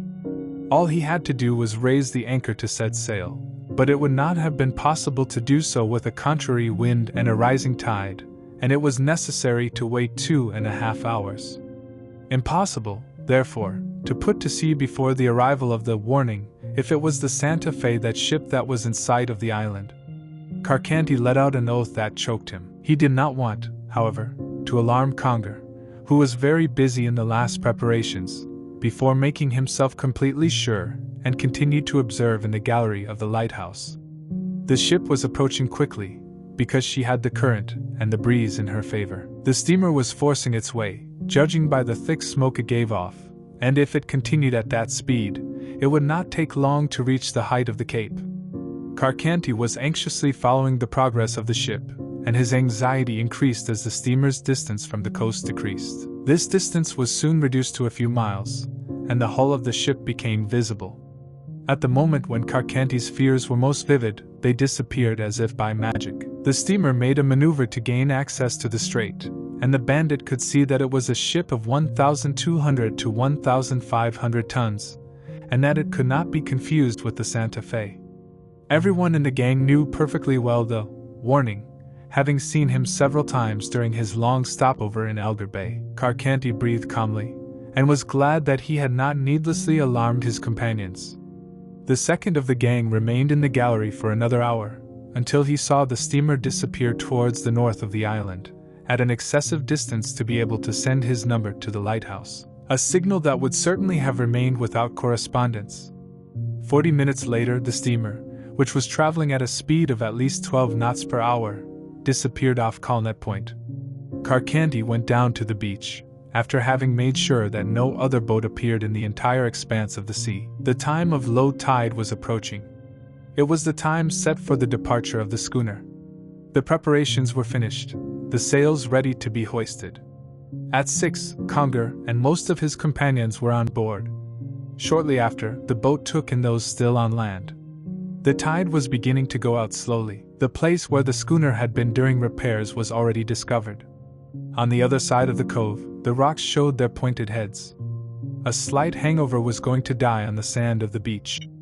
The time had come to set sail, and Kongre gave the order to raise anchor. The sails were adjusted, and the schooner slowly began its movement towards the sea. The wind was blowing from east-southeast, and the Carcanti would easily round Cape San Juan. Kongre, who knew the bay perfectly, was sure that no danger threatened him, and with his hand on the rudder, he let the schooner increase its speed. At 6:30, the Carcanti was only a mile from the extreme point. Kongre saw the entire sea, to the edge of the horizon. The sun was descending towards its sunset, and very soon the stars would shine at the zenith, which was darkened under the veil of twilight. Carcanti approached his boss at that moment. "We're finally going to meet outside the bay," he said with satisfaction. "In 20 minutes we will round Cape San Juan," Kongre answered. "The season is now very advanced, and I think we can count on the persistence of these easterly winds." At that moment, the man on duty exclaimed, "Attention to the bow, what's happening?" Kongre asked. Carcanti came to see what was happening. The schooner passed precisely in front of the cavern where the band had lived for so long. In this part of the bay, part of the keel of the Century drifted, rejected towards the sea by the ebb. A crash could have had unfortunate consequences, and there was no moment to lose in getting away from this obstacle. Kongre veered slightly. The maneuver produced the desired effect, as the Carcanti's keel barely touched that piece of the Century's hull. At that precise moment, a sharp whistle rent the air, and a violent crash made the schooner shudder, immediately followed by a detonation. At the same time, a whitish cloud of smoke rose from the coast, which the air rejected towards the interior of the bay. "What is this?" Kongre exclaimed. "Have they shot at us?" Carcanti answered. "Take the bar," Kongre ordered. And rushing to port, he leaned over the rail, noticing a hole in the hull, half a foot above the waterline. The entire crew immediately gathered at the bow of the schooner. It was an attack coming from that part of the coast, a projectile that the Carcanti received on her flank at the moment of leaving the bay, and that if she had hit it a little further down she would surely have thrown it away. To sink. It will be easy to understand the surprise and horror that such unexpected aggression produced on board. What could Kongre and his companions do? Put the boat into the water, row toward the shore and seize those who had shot at them. But wouldn't the enemy be superior in number? The sanest thing was to move away, in order to recognize the importance of the breakdown. This determination was imposed, all the more so as the aggressors persisted. Another flash went up in the same place, and the schooner received a new shock. A second projectile had just hit her a little further aft than the first. Kongre hastily ordered to turn to starboard. In less than 5 minutes he began to move away from the shore, and was soon out of reach of the firepiece. No other detonation was heard again. The shore appeared deserted near the tip of the cape, and it was to be believed that the attack would not be repeated. What was most urgent was to check the condition of the helmet. This examination could not be carried out inside the ship, because it would have been necessary to unload the cargo. But what left no doubt was that the 2 projectiles had passed through the hull, lodging in the cleat. The boat was launched into the water, from which Kongre and the carpenter examined the hull of the schooner to see if they could repair the damage there and then. They were soon able to make sure that the projectiles had crossed into the cove. Fortunately, they were only interested in the dead work. The 2 holes were close to the waterline, a few centimeters lower, and there would have been a leak that there might not have been time to block before the cove would have flooded, submerging the Carcanti at the entrance to the bay. Surely, Kongre and his people would have been saved in the boat, but the schooner would have been hopelessly lost. In short, the damage was not extremely serious, but it was important enough to prevent the Carcanti from venturing on a long voyage. The slightest lurch on the port side would cause water to penetrate inside. It was necessary, therefore, to cover the 2 holes made by the projectiles before continuing the march. "But who is the scoundrel who sent us this?" Carcanti repeatedly asked. "Maybe that keeper that has escaped us," Vargas answered. Perhaps some survivor of the century whom that tower keeper will have saved. But anyway, to fire projectiles you need a cannon, and that cannon will not have fallen from the moon." "Obviously," Carcanti approved. "There is no doubt that it comes from the shipwrecked ship. What a pity that we didn't find him in the wreckage." "It's not about that now," Kongre interrupted abruptly, "but about repairing the damage as soon as possible." In fact, it was not a matter of entertaining ourselves by discussing the attack on the schooner, but of proceeding with the necessary repairs. Strictly speaking, he could take her to the opposite shore of the bay, to Diego's Point. 1 hour would be enough for this. But in this place the schooner would have been very exposed to the winds of the high seas, and up to several points the coast offered no safe shelter. Kongre therefore resolved to return that same night to the bottom of Elger Bay, where the work could be carried out safely and as quickly as possible. But at that moment the tide was falling and the schooner could not overcome the ebb. It was necessary to wait for the rising mark, which would not be felt until 3 in the morning. The Carcanti was swaying vigorously due to the action of the waves, and the current threatened to drag it to several points. From time to time you could hear the sound of water rushing through the 2 holes that the projectiles had made in her hull. Kongre had no choice but to resign himself to dropping anchor a few cables from Diego's Point. In short, the situation was not very reassuring. Night fell on us, and soon the darkness was deep. It took all the knowledge that Kongre had of those places to avoid crashing into one of the numerous reefs that prevent access to the coast. At last the rising tide was felt. The anchor was taken on board, and the Carcanti, not without having run into serious dangers, anchored again in the cove of Elger Bay. 5. For 3 days. It is easy to imagine to what degree of exasperation Kongre, Carcanti, and the others would reach. At the precise moment they were going to leave the island, an obstacle that was impossible to foresee had stopped them. And in 4 or 5 days, perhaps less, the warning could be presented at the entrance to Elger Bay. Surely, if the damage to the queue had been less serious, Kongre would not have hesitated to look for another anchorage. He would have gone, for example, to take refuge in the San Juan Pass, which when rounding the cape is on the northern coast of the island. But in the state the ship was in, it would have been folly to try to make such a journey. He would have gone to the bottom before reaching the height of the point. The route had to be done with a following wind, and the water would not have taken long to invade the hold. At least the cargo would have been irretrievably lost. A return to the Lighthouse Cove was therefore necessary, and Kongre had acted very wisely in agreeing to it. During that night no one slept on board, everyone dedicating themselves to the strictest vigilance, to prevent a new attack. It was to be feared that a large troop, superior to the Kongre band, had landed on the island. Perhaps the existence of this band of pirates was already known in Buenos Aires, and the Argentine government was trying to destroy it. Kongre and Carcanti, sitting aft, were talking about all this, or rather, only the latter spoke, since Kongre remained absorbed and only answered in monosyllables. Carcanti was the first to present this hypothesis: the arrival of Argentine soldiers to the island of the States to pursue Kongre and his companions.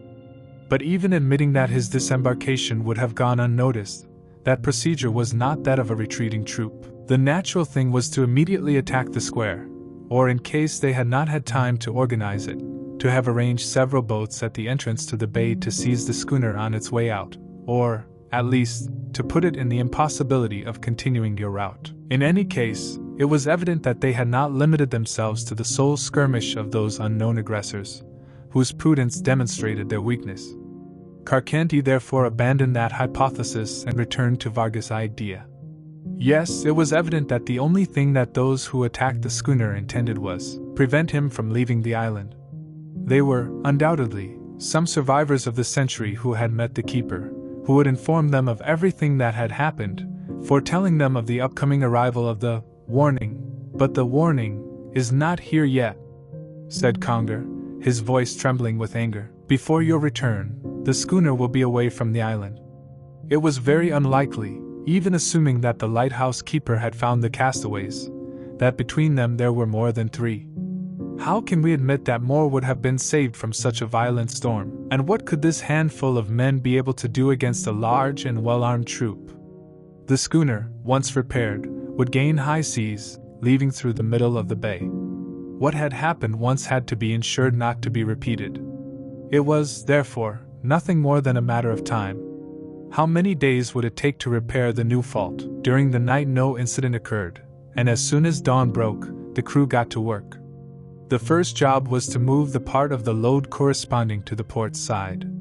It would take at least half a day to climb that multitude of objects up to the bridge. It would not be necessary to disembark the cargo or leave the schooner dry, because with the holes found a little above the waterline, they could be covered without much effort. Kongre and the carpenter went down to the cove, and here is the result of their examination. The holes, located 2 or 3 feet from each other, were both clean-edged, as if they had been made with a drill. They could, therefore, be hermetically closed with pieces of wood. In short, it could not be said that the schooner had experienced serious damage. They did not compromise the good condition of the hull, and could be quickly repaired. When? Kongre asked. Between today and tomorrow everything will be fixed. So we can reload overnight and rig the day after tomorrow? Surely, declared the carpenter. 60 hours would be enough for the repairs, and in the end the departure from the Carcanti would not have been delayed more than 2 days. Carcanti asked Kongre if he did not intend to return to Cape San Juan to try to find out what had happened. So that? Kongre answered. We don't know who we have to deal with, and we would need to go 10 or 12, and there could only be 2 or 3 left to take care of the ponytail. And who knows what would happen during our absence? It's true, Carcanti agreed, and then, what would we gain from that? The important thing is to leave the island as soon as possible. The day after tomorrow morning we will be on the high seas, Kongre declared flatly. There was, therefore, a good chance that the warning would not arrive before the departure of the schooner. Besides, if Kongre and his companions had moved to Cape San Juan, they would not have found the remains of Vasquez and John Davis. Here is what had happened. During the afternoon of the day before, the proposal made by John Davis occupied them completely. The site chosen to locate the cannon was the very angle of the breakwater. Among the rocks that were piled up on that point, John Davis and Vasquez were able to easily attach the saddle. But on the other hand, it cost them a lot of work to transport the cannon to the place chosen in advance. It was necessary to cross a space bristling with rocky points, where it was not possible to drag it. There was no choice but to lift the piece with levers, which required a lot of time and a lot of fatigue. It was around 6 o'clock when the cannon was positioned so that it faced the entrance to the bay. John Davis proceeded to load it, introducing a large amount of gunpowder that was jammed with dry leaves, on top of which the projectile was placed. He put on the bait, and the piece was ready to light fire at the right moment. John Davis then said to Vasquez, "I have thought carefully about what it is best for us to do. We must not scuttle the schooner, because if we did, all those scoundrels could overtake the shore, and perhaps we would not be able to escape. The essential thing is that the schooner is forced to return to its anchorage, and remain there for some time to repair its damage." "We are satisfied," said Vasquez, "but the damage caused by the cannonball can be repaired in the morning." "No," answered John Davis, "because they will be forced to unload the cargo. I estimate that they will spend at least 48 hours, and we are at 28. And since the warning may not arrive in a week," Vasquez objected, "wouldn't it be preferable to shoot over the rigging, rather than over the hull?" Evidently, Vasquez, once deprived of her mizzenmast or her mainmast, and I see no way they could replace them, the schooner would be detained for a long time. But hitting its mast is more difficult than hitting its hull, and it is necessary for our projectiles to hit their target. "Yes, it's true," answered Vasquez, "all the more so that, if these wretches do not come out until the afternoon tide, which is most likely, there will be little clarity. So do what you think best, Davis." Vasquez and his companion had nothing to do but wait, and they stationed themselves near the room, ready to fire as soon as the schooner passed in front of them. We already know what the result of the attack was and under what conditions the Carcanti had to return to its anchorage. John Davis and Vasquez did not leave their post until they saw that the schooner was once again at the bottom of the bay. And now what prudence advised them was to look for another refuge anywhere else on the island. It could happen, as Vasquez had said, that Kongre and a part of his men would go to Cape San Juan in pursuit of the aggressors. His decision was quickly adopted. Leaving the cave, looking for a new shelter a mile or two away, situated in such a way that they could see any ship arriving from the north. If the Santa Fe appeared, they would move to Cape San Juan, to signal from there. Commander Lafayette would send a boat to pick them up on board, where they would inform him of the situation that would finally unfold, whether the schooner remained detained in the cove, or, unfortunately, was already on the high seas. "God willing this doesn't happen," Vasquez repeated. At midnight they set out, taking their supplies, weapons and a reserve of gunpowder. They followed the seashore for approximately 6 miles, going around the San Juan Pass. After some investigations, they ended up discovering a cavity sufficient to take refuge until the warning arrived. Vasquez and John Davis were under observation. They knew that the schooner could not rig while the tide was rising, and they were calm. But with the ebb, the possibility returned that the bandits would leave if they managed to repair the damage during the night. Surely Kongre would not delay his departure for even an hour, fearing that the Santa Fe would appear in sight of the island. Not a single one of the gang appeared on the coast. It is already known that Kongre had decided not to waste time on investigations, which would have been useless. Activating the work, completing the repairs in the shortest possible time, was the best they could do. Vasquez and John Davis did not observe any new developments throughout March 1st, but how long the day seemed to them. At nightfall, after observing the bay and obtaining the assurance that the schooner had not weighed anchor, they retired to their shelter in search of the rest they so needed.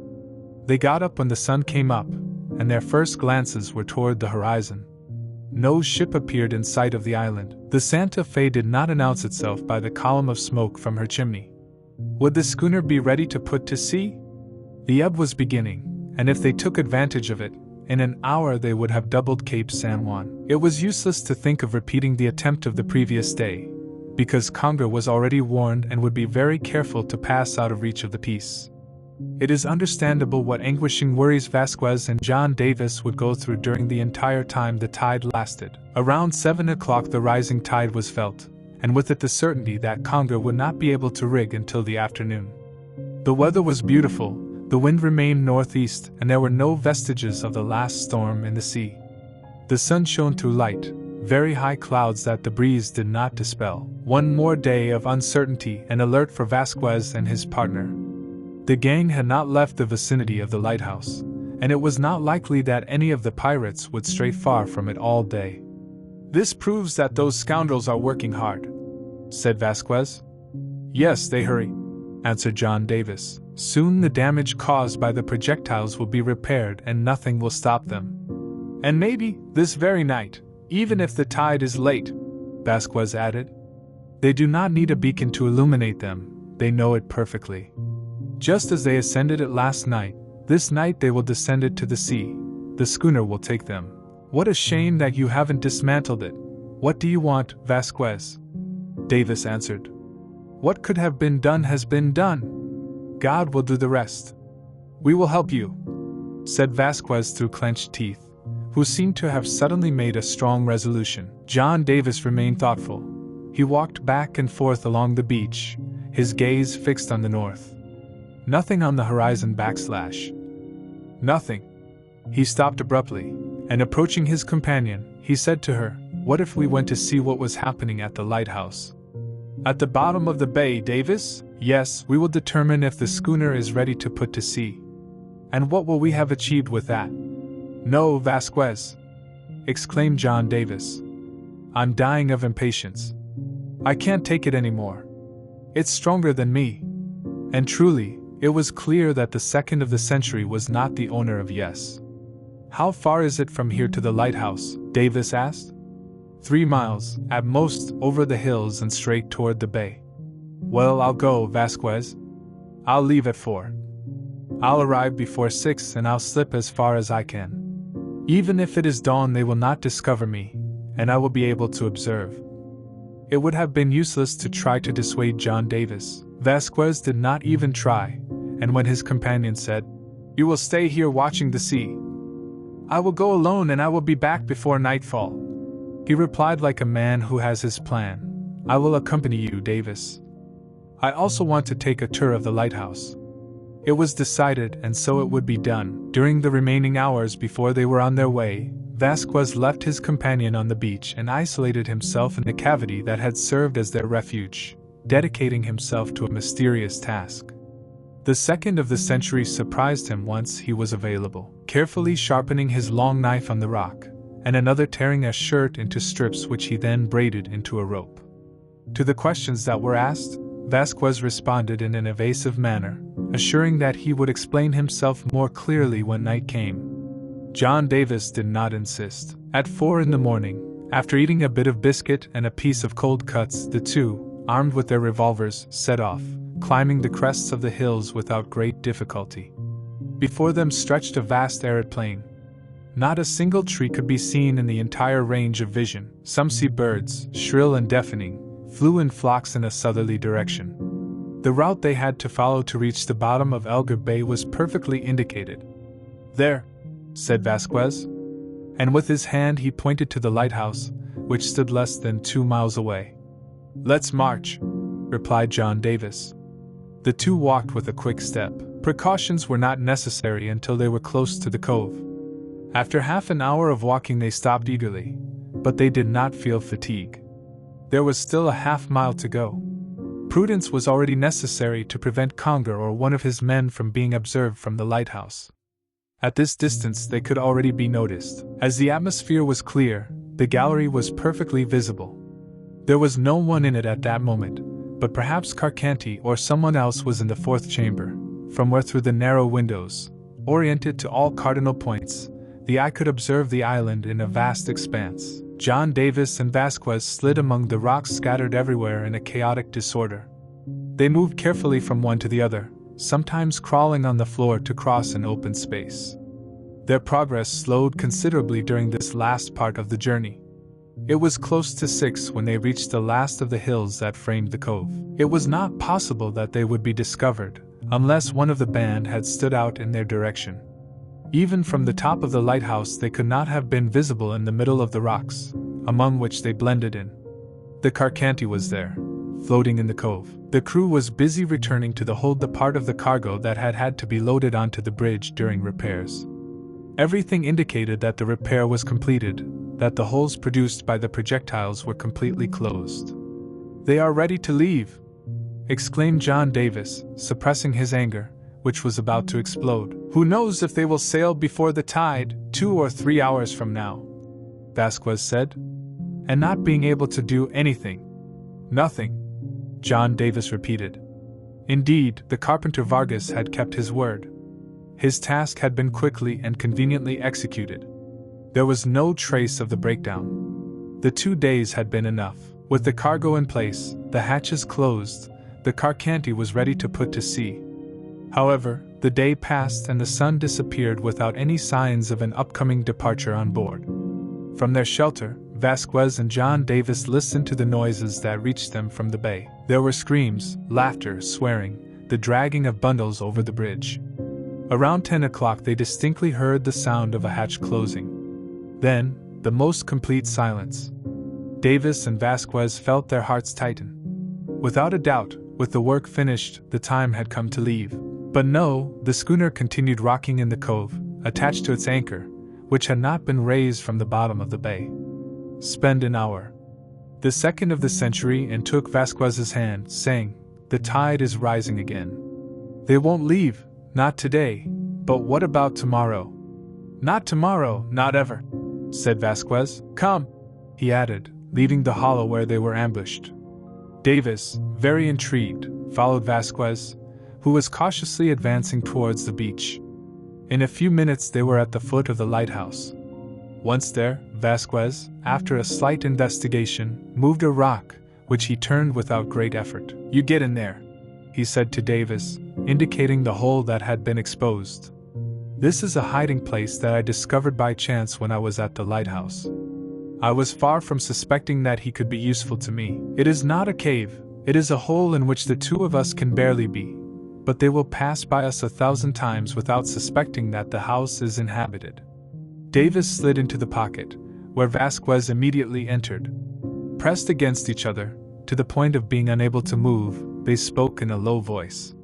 "Here is my plan," said Vasquez. "You will wait for me here." "Wait for you?" "Yeah, I'm going to the schooner." "To the schooner?" Davis said, dumbfounded. "I have resolved that the bandits will not leave the bay," declared Vasquez firmly. And he took out of his pocket 2 packages and a knife. "This is a cartridge that I made with our gunpowder and a piece of shirt. With another piece of cloth and the rest of the gunpowder I made this fuse. I'm going to put everything on top of my head to swim the schooner. With the knife I will make a hole under the vault. In this hole I will place the gunpowder charge, and once the fuse is lit, I will return to land. Such is my project, which for nothing in the world will I stop putting into practice." "It is wonderful!" exclaimed John Davis enthusiastically.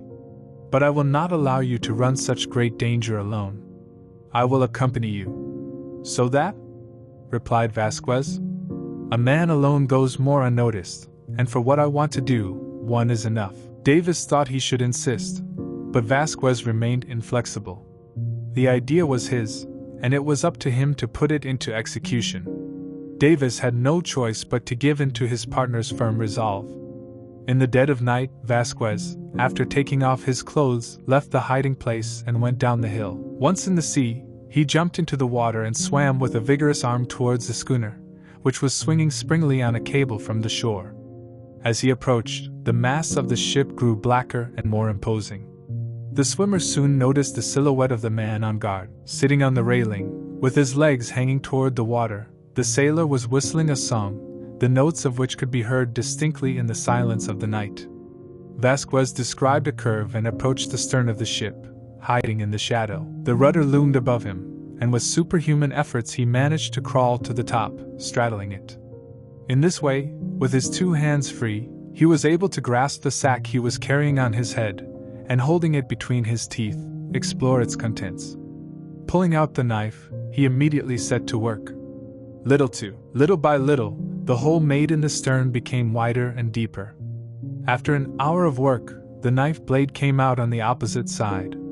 Into this hole Vasquez put the cartridge that he had prepared, and adapted the fuse to it, then looking for his lighter in the bottom of the bag. At that moment he loosened his legs for a moment, and she felt him slide.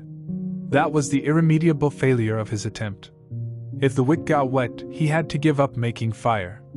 In the involuntary movement he made to maintain his balance, the boat swayed and the knife fell into the water with a slight noise. The man on board's song had abruptly ceased. Vasquez heard him march across the bridge and lean toward the water. His shadow was drawn on the surface of the sea. The sailor was undoubtedly searching for the cause of the unusual noise that had attracted his attention. He remained in this attitude for a long time, while Vasquez, his legs stiff, his nails clenched on the slippery wood, felt that his strength was failing. Reassured by the silence, the sailor moved away towards the bow, resuming his interrupted song. Vasquez took out the lighter and struck the flint by tapping it with the link. Light sparks were released, and the wick began to sputter. Quickly, he slid along the rudder and entering the water again, he headed for the shore in great silent strokes. In the hiding place where he had been left alone, time seemed eternal to John Davis. Half an hour, 3/4 an hour passed. Davis, unable to control his impatience, slipped out of the hole, looking anxiously toward the sea. What would happen to Vasquez? Had his attempt failed? In any case, he must not have been discovered, since the most absolute silence continued to reign. Suddenly, reverberated by the echo of the hill, a dull explosion erupted, followed by a clamor of lamentations and shouts. Moments later, a man, completely wet, came running, and pushing Davis, slid next to him into the hiding place, turning the block that concealed the entrance.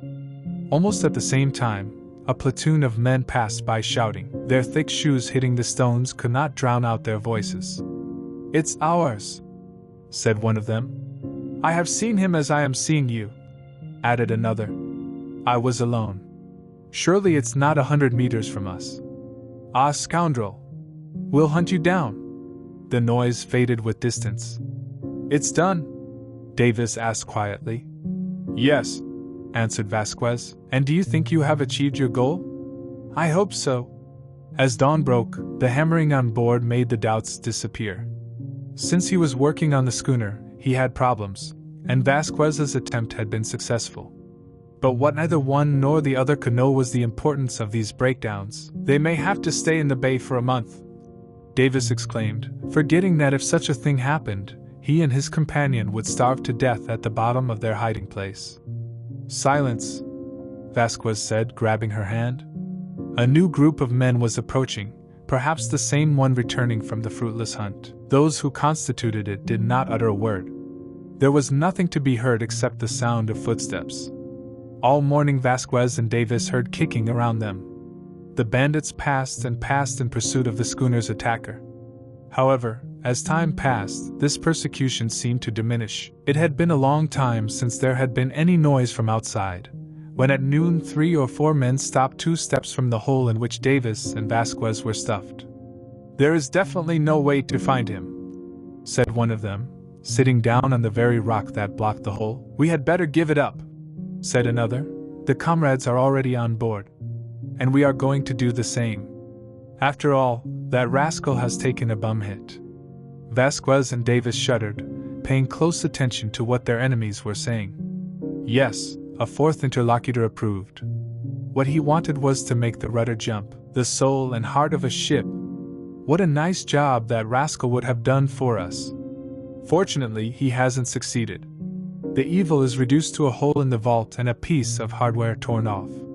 The rudder has not suffered anything, or almost nothing. Everything will be repaired today," replied the one who had started this conversation, "and this afternoon, before the tide rises, we will have left, and that damned man will be left on the island dying of hunger." "Well, Lopez, have you rested enough?" A rude voice interrupted abruptly. "Why talk so much? Go aboard." "Come on," answered the other 3, starting off. In the very small cavern where Vasquez and Davis were hiding, overwhelmed by what they had just heard, they looked at each other in silence. 2 large tears appeared in Vasquez's eyes, sliding down his leathery cheeks, without the rude sailor caring to conceal this testimony of his impotent desperation. This is what a ridiculous result his heroic attempt had led to. 12 hours of additional delay. All the damage suffered by the band of pirates was reduced to this. That same afternoon, with its damage repaired, the schooner would move away across the vast sea, disappearing into the horizon. The sound of hammering coming up from the cove proved that Kongre was working hard to get the Carcanti ready to put to sea. At 5:15, this noise abruptly ceased, to the great desperation of Vasquez and Davis, who understood that the repair work had ended. A few minutes later, the squeak of the chain told them that Kongre had ordered the anchor to be raised, preparing to set sail. Vasquez could not contain himself, and turning the rock, he risked a look outside. To the west, the sun was setting behind the mountains that limited the view in this part. Not an hour would pass without the sunlight being completely extinguished. The schooner continued at the bottom of the bay without showing any visible trace of its recent damage. On board, everything seemed to be ready. The chain, vertical and rigid, indicated that a last effort would be enough to raise the anchor at the desired moment. Vasquez, forgetting all caution, had pulled half the body out of the hole. Davis, behind him, was glued to his back. They both looked longingly. Most of the pirates were already on board. However, some were still on the ground. Among these, Vasquez perfectly recognized Kongre, who was walking with Carcanti. Shortly afterward they separated, and Carcanti headed toward the lighthouse door. "Be careful," said Vasquez. "No doubt that bandit is going to go up to the gallery." The two slipped to the bottom of their hiding place. Indeed, Carcanti was climbing the lighthouse for the last time. The schooner was going to leave soon, and he wanted to inspect the horizon to see if any ship appeared in sight of the island. The night promised to be beautiful, the wind had died down, and they would surely have good sailing. When Carcanti had reached the gallery of the lighthouse, John Davis and Vasquez saw him very clearly as he turned around, directing his long view over all points of the horizon. Suddenly a real roar escaped his mouth. Kongre and the others had looked up at him. Then, with a voice that everyone heard perfectly, Carcanti shouted, "The notice! The notice!" 6. The Santa Fe notice. How to describe the agitation that occurred among the pirates? The cry of, "The warning! The warning!" had fallen like a bomb, like a death sentence on the head of miserable cats. The Santa Fe was the justice that arrived on the island. It was the punishment for so many crimes that could not go unpunished. But would Carcanti have been wrong? Was that approaching ship actually the warning of the Argentine Navy? Would it be sailing towards Elgar Bay? Wouldn't it rather be just another steamship heading towards the Lemaire Strait? Or towards Several Point, passing to the south of the island? As soon as Kongre heard Carcanti's scream, he ran towards the lighthouse, rushing up the stairs to join his second. "Where is the boat?" he asked. "There, north-northeast." "How far?" "About 10 miles. So she can't reach the bay before night?" "No." Kongre took the glass and observed the ship with extreme attention, without saying a word. Nothing could be more certain than that it was a steamer. The smoke could be seen escaping in thick wisps, which showed that the machine activated its fires, and that this steamer was the warning was unquestionable for Kongre and Carcanti, who had seen the Argentine ship several times during the construction work of the lighthouse. Furthermore, this ship was heading directly over the bay. If his captain's intention had been to hit the Strait of Lemaire, he would have put his bow further west, and further south if his intention was to pass at the height of Several Point. "Yeah," Kongre finally said, "it's the warning. Damn luck, that has kept us here so long," exclaimed Carcanti. "Without the intervention of those scoundrels, who have delayed us twice, we would already be in the middle of the Pacific." "Well, the situation cannot be resolved with words," said Kongre. "A resolution needs to be adopted." "Which?" "Set sail." "When?" "Immediately. But before we are far away, the notice will be at the entrance to the bay." "Yes, but you won't be able to enter." "And because?" "Because since he won't see the light of the lighthouse, he won't risk heading toward the cove in the middle of the darkness." These wise considerations that Kongre made also occurred to Vasquez and Davis. They could not get out of their hole because they risked being seen from the top of the gallery. In their narrow hiding place they participated in the way of thinking of the pirate leader. The lighthouse must have already been shining, since the sun had just disappeared. Although he knew the situation on the island, it was natural that Commander Lafay did not decide to continue his route in the middle of the darkness.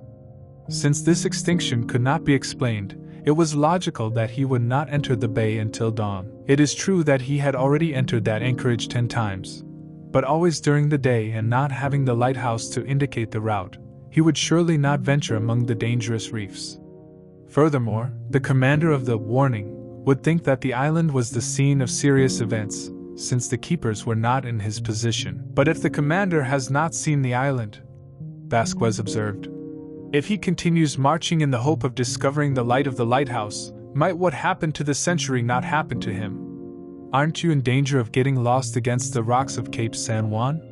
John Davis only answered with an evasive gesture. The eventuality that Vasquez spoke of could very well occur. Of course, the wind was not blowing furiously to place the Santa Fe in the situation of the century. But nevertheless, it was possible and even probable that some serious accident would happen to him. Let's run to the coast, said Vasquez. In 2 hours we can reach the tip of the cape and light a fire to mark the coast. No, Davis answered. It would be too late. Maybe within an hour the warning will be at the entrance to the bay. What to do then? Wait. It was after 6 and twilight was beginning to envelop the island. However, departure preparations were being made with the greatest activity on board the Carcanti. Kongre wanted to set sail at all costs. Devoured by anxiety, he had resolved to immediately leave the anchorage. If he delayed it until the next day's tide, he risked finding the warning, and Commander Lafayette would not let her pass without questioning the captain of the schooner. He would surely want to know why the lighthouse had not been lit. The presence of the Carcanti would seem, with good reason, suspicious. When the schooner had stopped, the crew would go on board, inspect it, and only the appearance of its men would be enough to conceive the most legitimate suspicions, which would force the ship to turn around and follow it to the cove for the third keeper of the lighthouse. Kongre and expand your information. And when the commander of the Santa Fe did not find the 3 keepers, he could not explain their absence other than an attack. And wouldn't he believe that the perpetrators of this crime were precisely the people on the ship who were trying to escape? Finally, perhaps another complication would arise. Just as the pirates had spotted the Santa Fe in sight of the island, it could happen that those who twice attacked it had discovered it.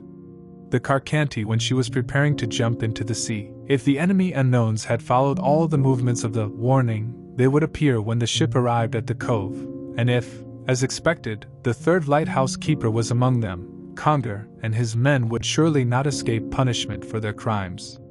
Kongre had taken into account all these eventualities and their consequences, hence the determined resolution he had adopted, to set sail immediately, and since the wind blowing from the north was favorable, he took advantage of the night to gain the high seas with full sail. The schooner would have the vast ocean before it, and it was likely that the warning, unable to discover the light of the lighthouse, and not wanting to approach land in the middle of the darkness, would remain quite far from the island of the States. If necessary, with greater caution, instead of heading towards the Strait of Le Maire, Kongre would put his bow to the south and go around Point Several.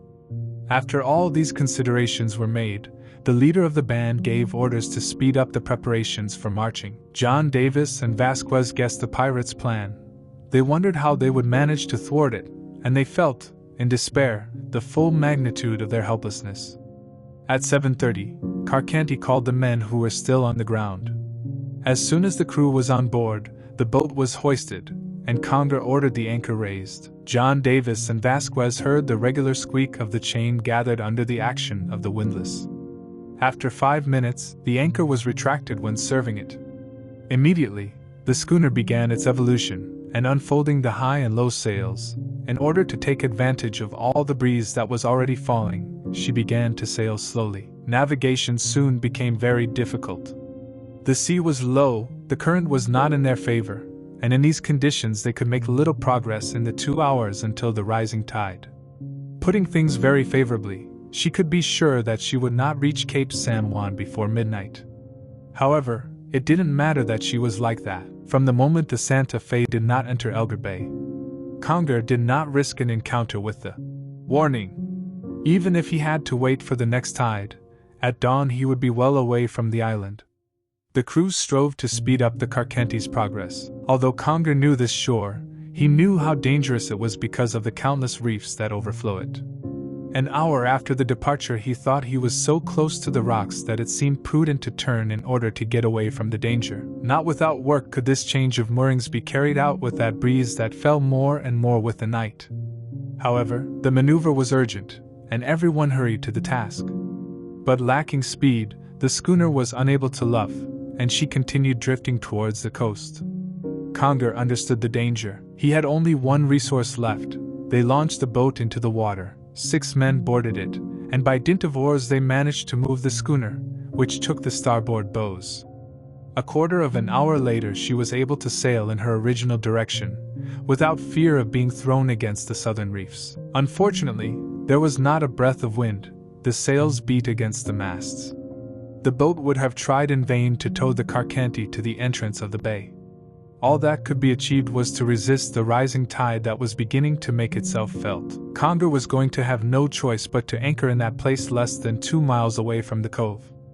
After the carcanti had sailed, John Davis and Vasquez descended to the seashore, anxiously following all the movements of the schooner. The breeze having completely fallen, they realized that Kongre would have no choice but to stay aloft and wait for the next ebb. But he would have time to gain his way out of the bay before dawn, leaving him with a good chance of leaving without being warned. "No, he won't leave! We have him trapped!" Vasquez suddenly exclaimed. "And how?" Davis asked. "Come, come!" Vasquez quickly dragged his companion in the direction of the lighthouse. It seemed that the Santa Fe must already be crossing in front of the island. It could even be very close, which, after all, offered no great danger, given the tranquility of the sea. There was no doubt that Commander Lafayette, very surprised by the extinction of the lighthouse, would be in front of the island waiting for dawn.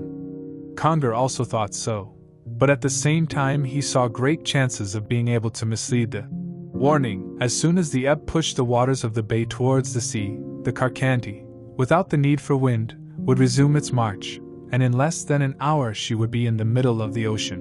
Once outside, Kongre would not move away towards the open sea, but under the protection of the breeze, which is not lacking even on the calmest nights, he would coast towards the south in the darkness of the night. As soon as he managed to round Point Several, distant from 7 to 8 miles, the schooner would be sheltered from the cliff and would have nothing to fear. The only danger was being warned by the Santa Fe's lookouts.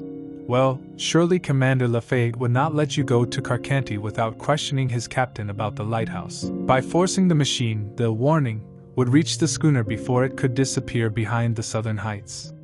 It was after 9. Kongre had to resign himself to anchoring to resist the tide, waiting for the moment when the ebb would be felt. It was necessary to wait 6 hours, because before 3 the current would not be favorable. The boat had been hauled back on board and Kongre remained vigilant so as not to waste a minute as soon as he could get underway. Suddenly the crew let out a shout that could have been heard from both shores of the bay. An extensive beam of light had just illuminated the darkness. The light from the lighthouse shone in all its splendor, illuminating the sea. "Ah, scoundrels! They have turned on the lighthouse!" exclaimed Carcanti. "To earth!" Kongre ordered. Indeed, to escape the pressing danger that threatened them, there was only one resource: to disembark, leaving a small number of men on board the schooner, run to the lighthouse, climb the tower ladder, throw himself at the keeper and those who accompanied him, get rid of them and turn off that light that was his undoing. If the warning had been set in motion to enter the bay, would surely stop when darkness re-established. If it reached passing the entrance, he would try to get out when he saw that he lacked the light to guide him to the cove, or, at most, he would anchor waiting for dawn. Kongre ordered the boat to be launched into the water, in which the chief, Carcanti, and 10 of his men, armed with rifles, revolvers and knives, settled. In a minute they landed on the shore, rushing towards the lighthouse, which was not more than 1.5 miles away. This route was covered in a quarter of an hour walking in a compact group. The entire band, except the men left on board, was gathered at the foot of the lighthouse. Upstairs were Vasquez and John Davis. At full speed, without taking precautions, since they knew that no one would stand in their way, they reached the door of the lighthouse, which Vasquez wanted to light so that the warning could gain the upper hand without having to wait for daylight. What he feared, a fear that consumed him, was that Kongre had destroyed the lenses, broken the lamps, and that the device would not be able to work. Yes, this was the case. The schooner had a good chance of escaping without being noticed from the Santa Fe. They both rushed towards the keeper's rooms, entered the corridor, pushed the staircase door, which they closed behind them with all the bolts. They climbed the stairs and reached the 4th chamber. The lantern was in good condition, the lamps in their place, provided with the wicks and the oil with which they had been left on the day they had last shined. Kongre had not destroyed the lantern apparatus, wanting nothing more than to prevent the operation of the lighthouse during the time of its stay in Elder Bay. And how could he foresee under what circumstances he would have to abandon her? The lighthouse was shining again. The Warning could, without risk, enter its old anchorage. Violent knocks echoed at the foot of the tower. The entire gang was trying to force the door to go up to the gallery and turn off the lighthouse. Everyone was risking their lives to delay the arrival of the Santa Fe. They had not found anyone either at the entrance or in the keeper's rooms. Those in the fourth chamber could not be many and could easily be reduced. They would kill them all, and the lighthouse would no longer project its fearsome rays into the night. It is known that the door that gave access to the stairs was covered with a thick layer of iron. It was impossible to break the locks. It is also impossible to make it jump with blows of an axe. Carcanti, who wanted to do it, soon understood the fruitlessness of his attempt. After futile efforts, he went to join Kongre and others who had been left outside. To do? Is there any way to rise from the outside to the lighthouse lantern? If this resource did not exist, the gang would have to flee to the interior of the island to avoid falling into the hands of Commander Lafayette and his crew. As for returning aboard the schooner, what for? Furthermore, time was running out. There was no doubt that the Warning would already be underway towards the cove. If, on the other hand, the lighthouse went out, the Santa Fe would not only be unable to continue its journey, but would perhaps have to turn back, and perhaps the schooner would be able to pass. There was a way to get to the lighthouse gallery.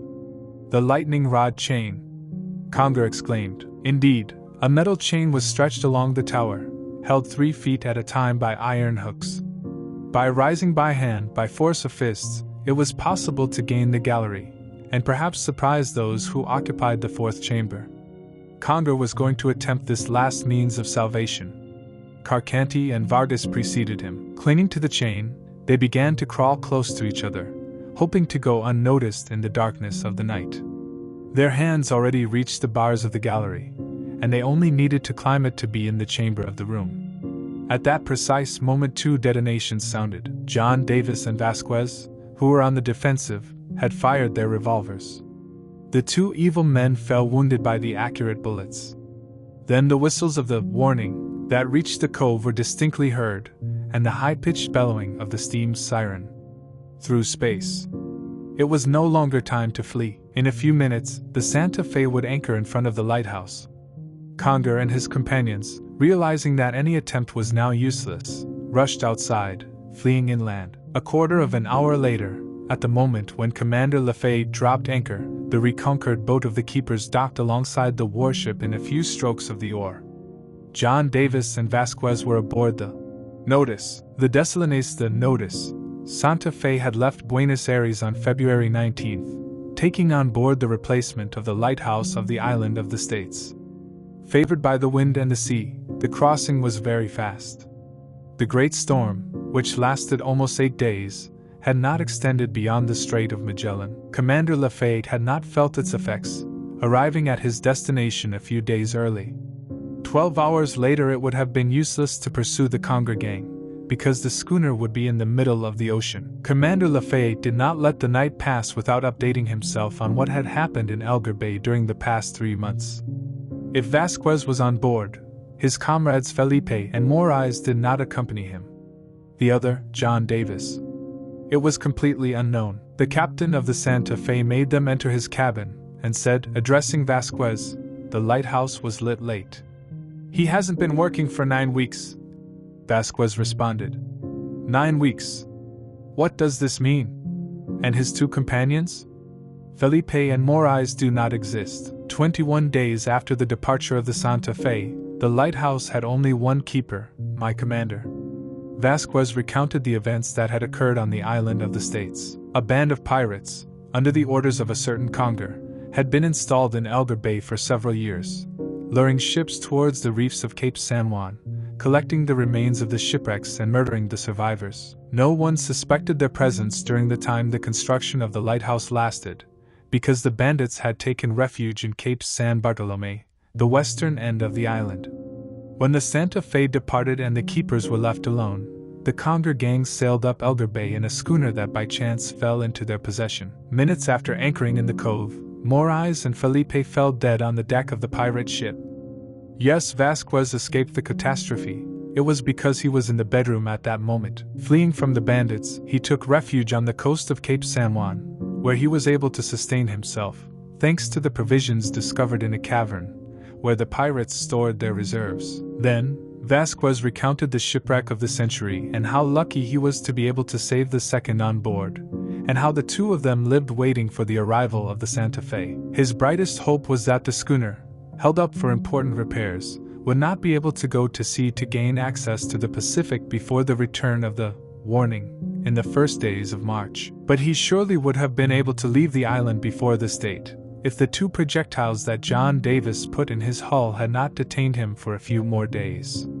Vasquez concluded his story, remaining silent about the last accident that he said so much in his honor. Then John Davis intervened, saying, "What Vasquez forgets to tell you, my commander, is that our 2 projectiles were not successful.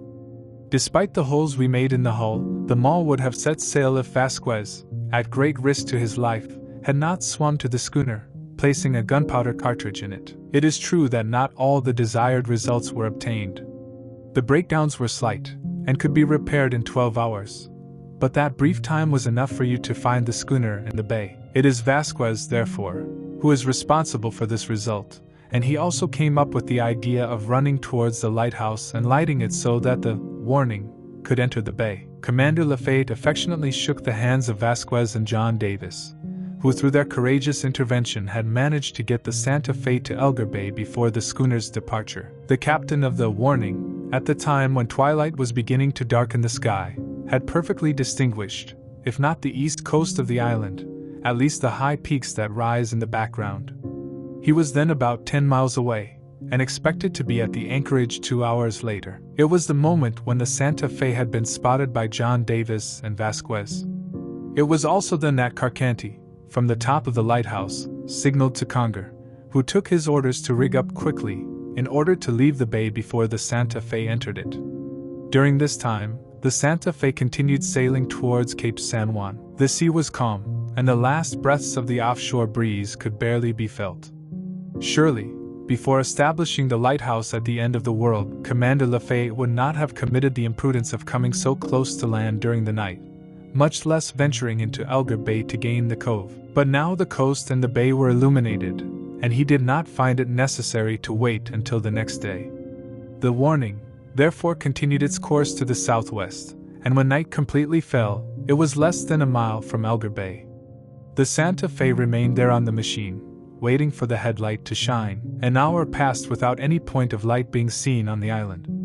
Commander Lafayette could not be mistaken about his position. Undoubtedly there was Elder Bay. He was surely within sight of the lighthouse, and the lighthouse didn't turn on. The notice, people thought that some accident had happened to the device, maybe during the last storm. How violent it had been.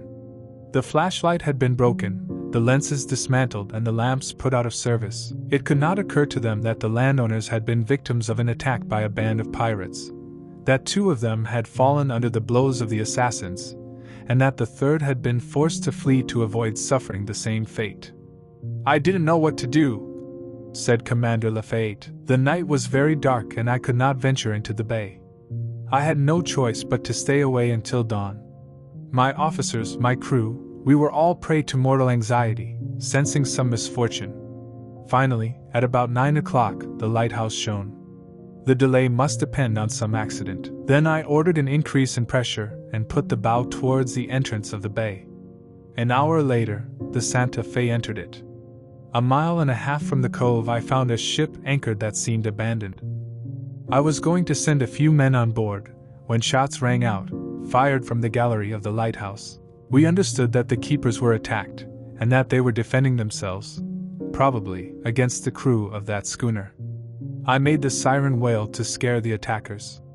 And a quarter of an hour later the Santa Fe dropped anchor. "On time, my commander," said Vasquez, "what I wouldn't have been able to do if you hadn't risked your life to light the lighthouse. Now the schooner would be on the high seas. We wouldn't have seen her leave the bay, and those wretches would have escaped us. The story was soon known, for all those from the notice, Vasquez and John Davis did not stop receiving enthusiastic congratulations. The night passed peacefully, and the next day, Vasquez met the 3 keepers who were going to relieve their colleagues in the lighthouse service. Needless to say, during the night a strong detachment of sailors was sent to the schooner to take possession of the ship, in order to prevent Kongre from attempting to re-embark and leave the bay taking advantage of the ebb. Commander Lafayette understood that it was necessary, to guarantee the safety of the lighthouse keepers, to purge the island of the bandits who infested it, and that, after the death of Carcanti and Vargas, there were still 13 in number, included between them their chief Kongre. Given the size of the island, the chase would be long and perhaps not have the desired success. How was it possible that the crew of the Santa Fe could carry out a proper raid? Surely Kongre and his companions would not commit the imprudence of returning to Cape San Bartolome, in anticipation that the secret of his retreat had been discovered.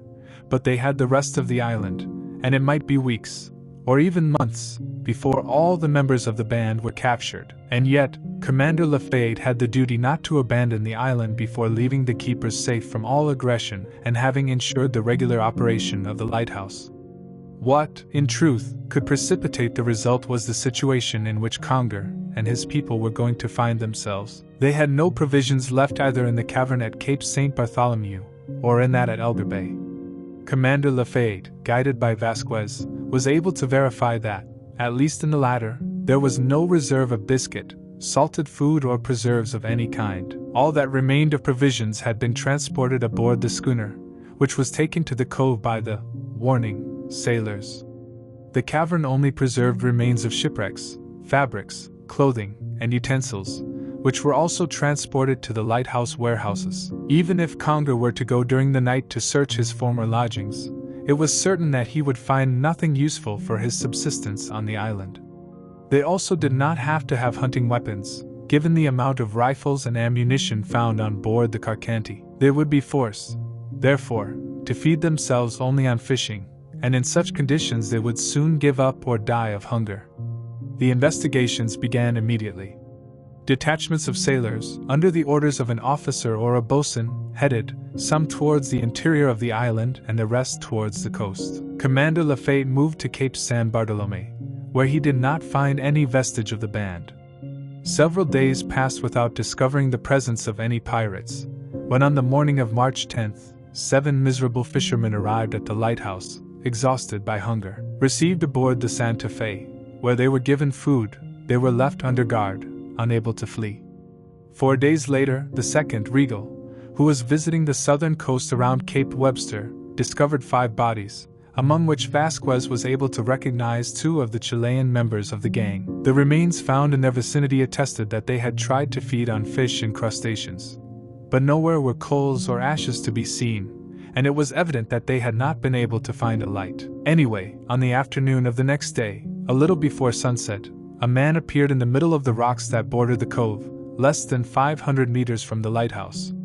He was almost in the same place from where Vasquez and John Davis had been under observation the day before the warning arrived.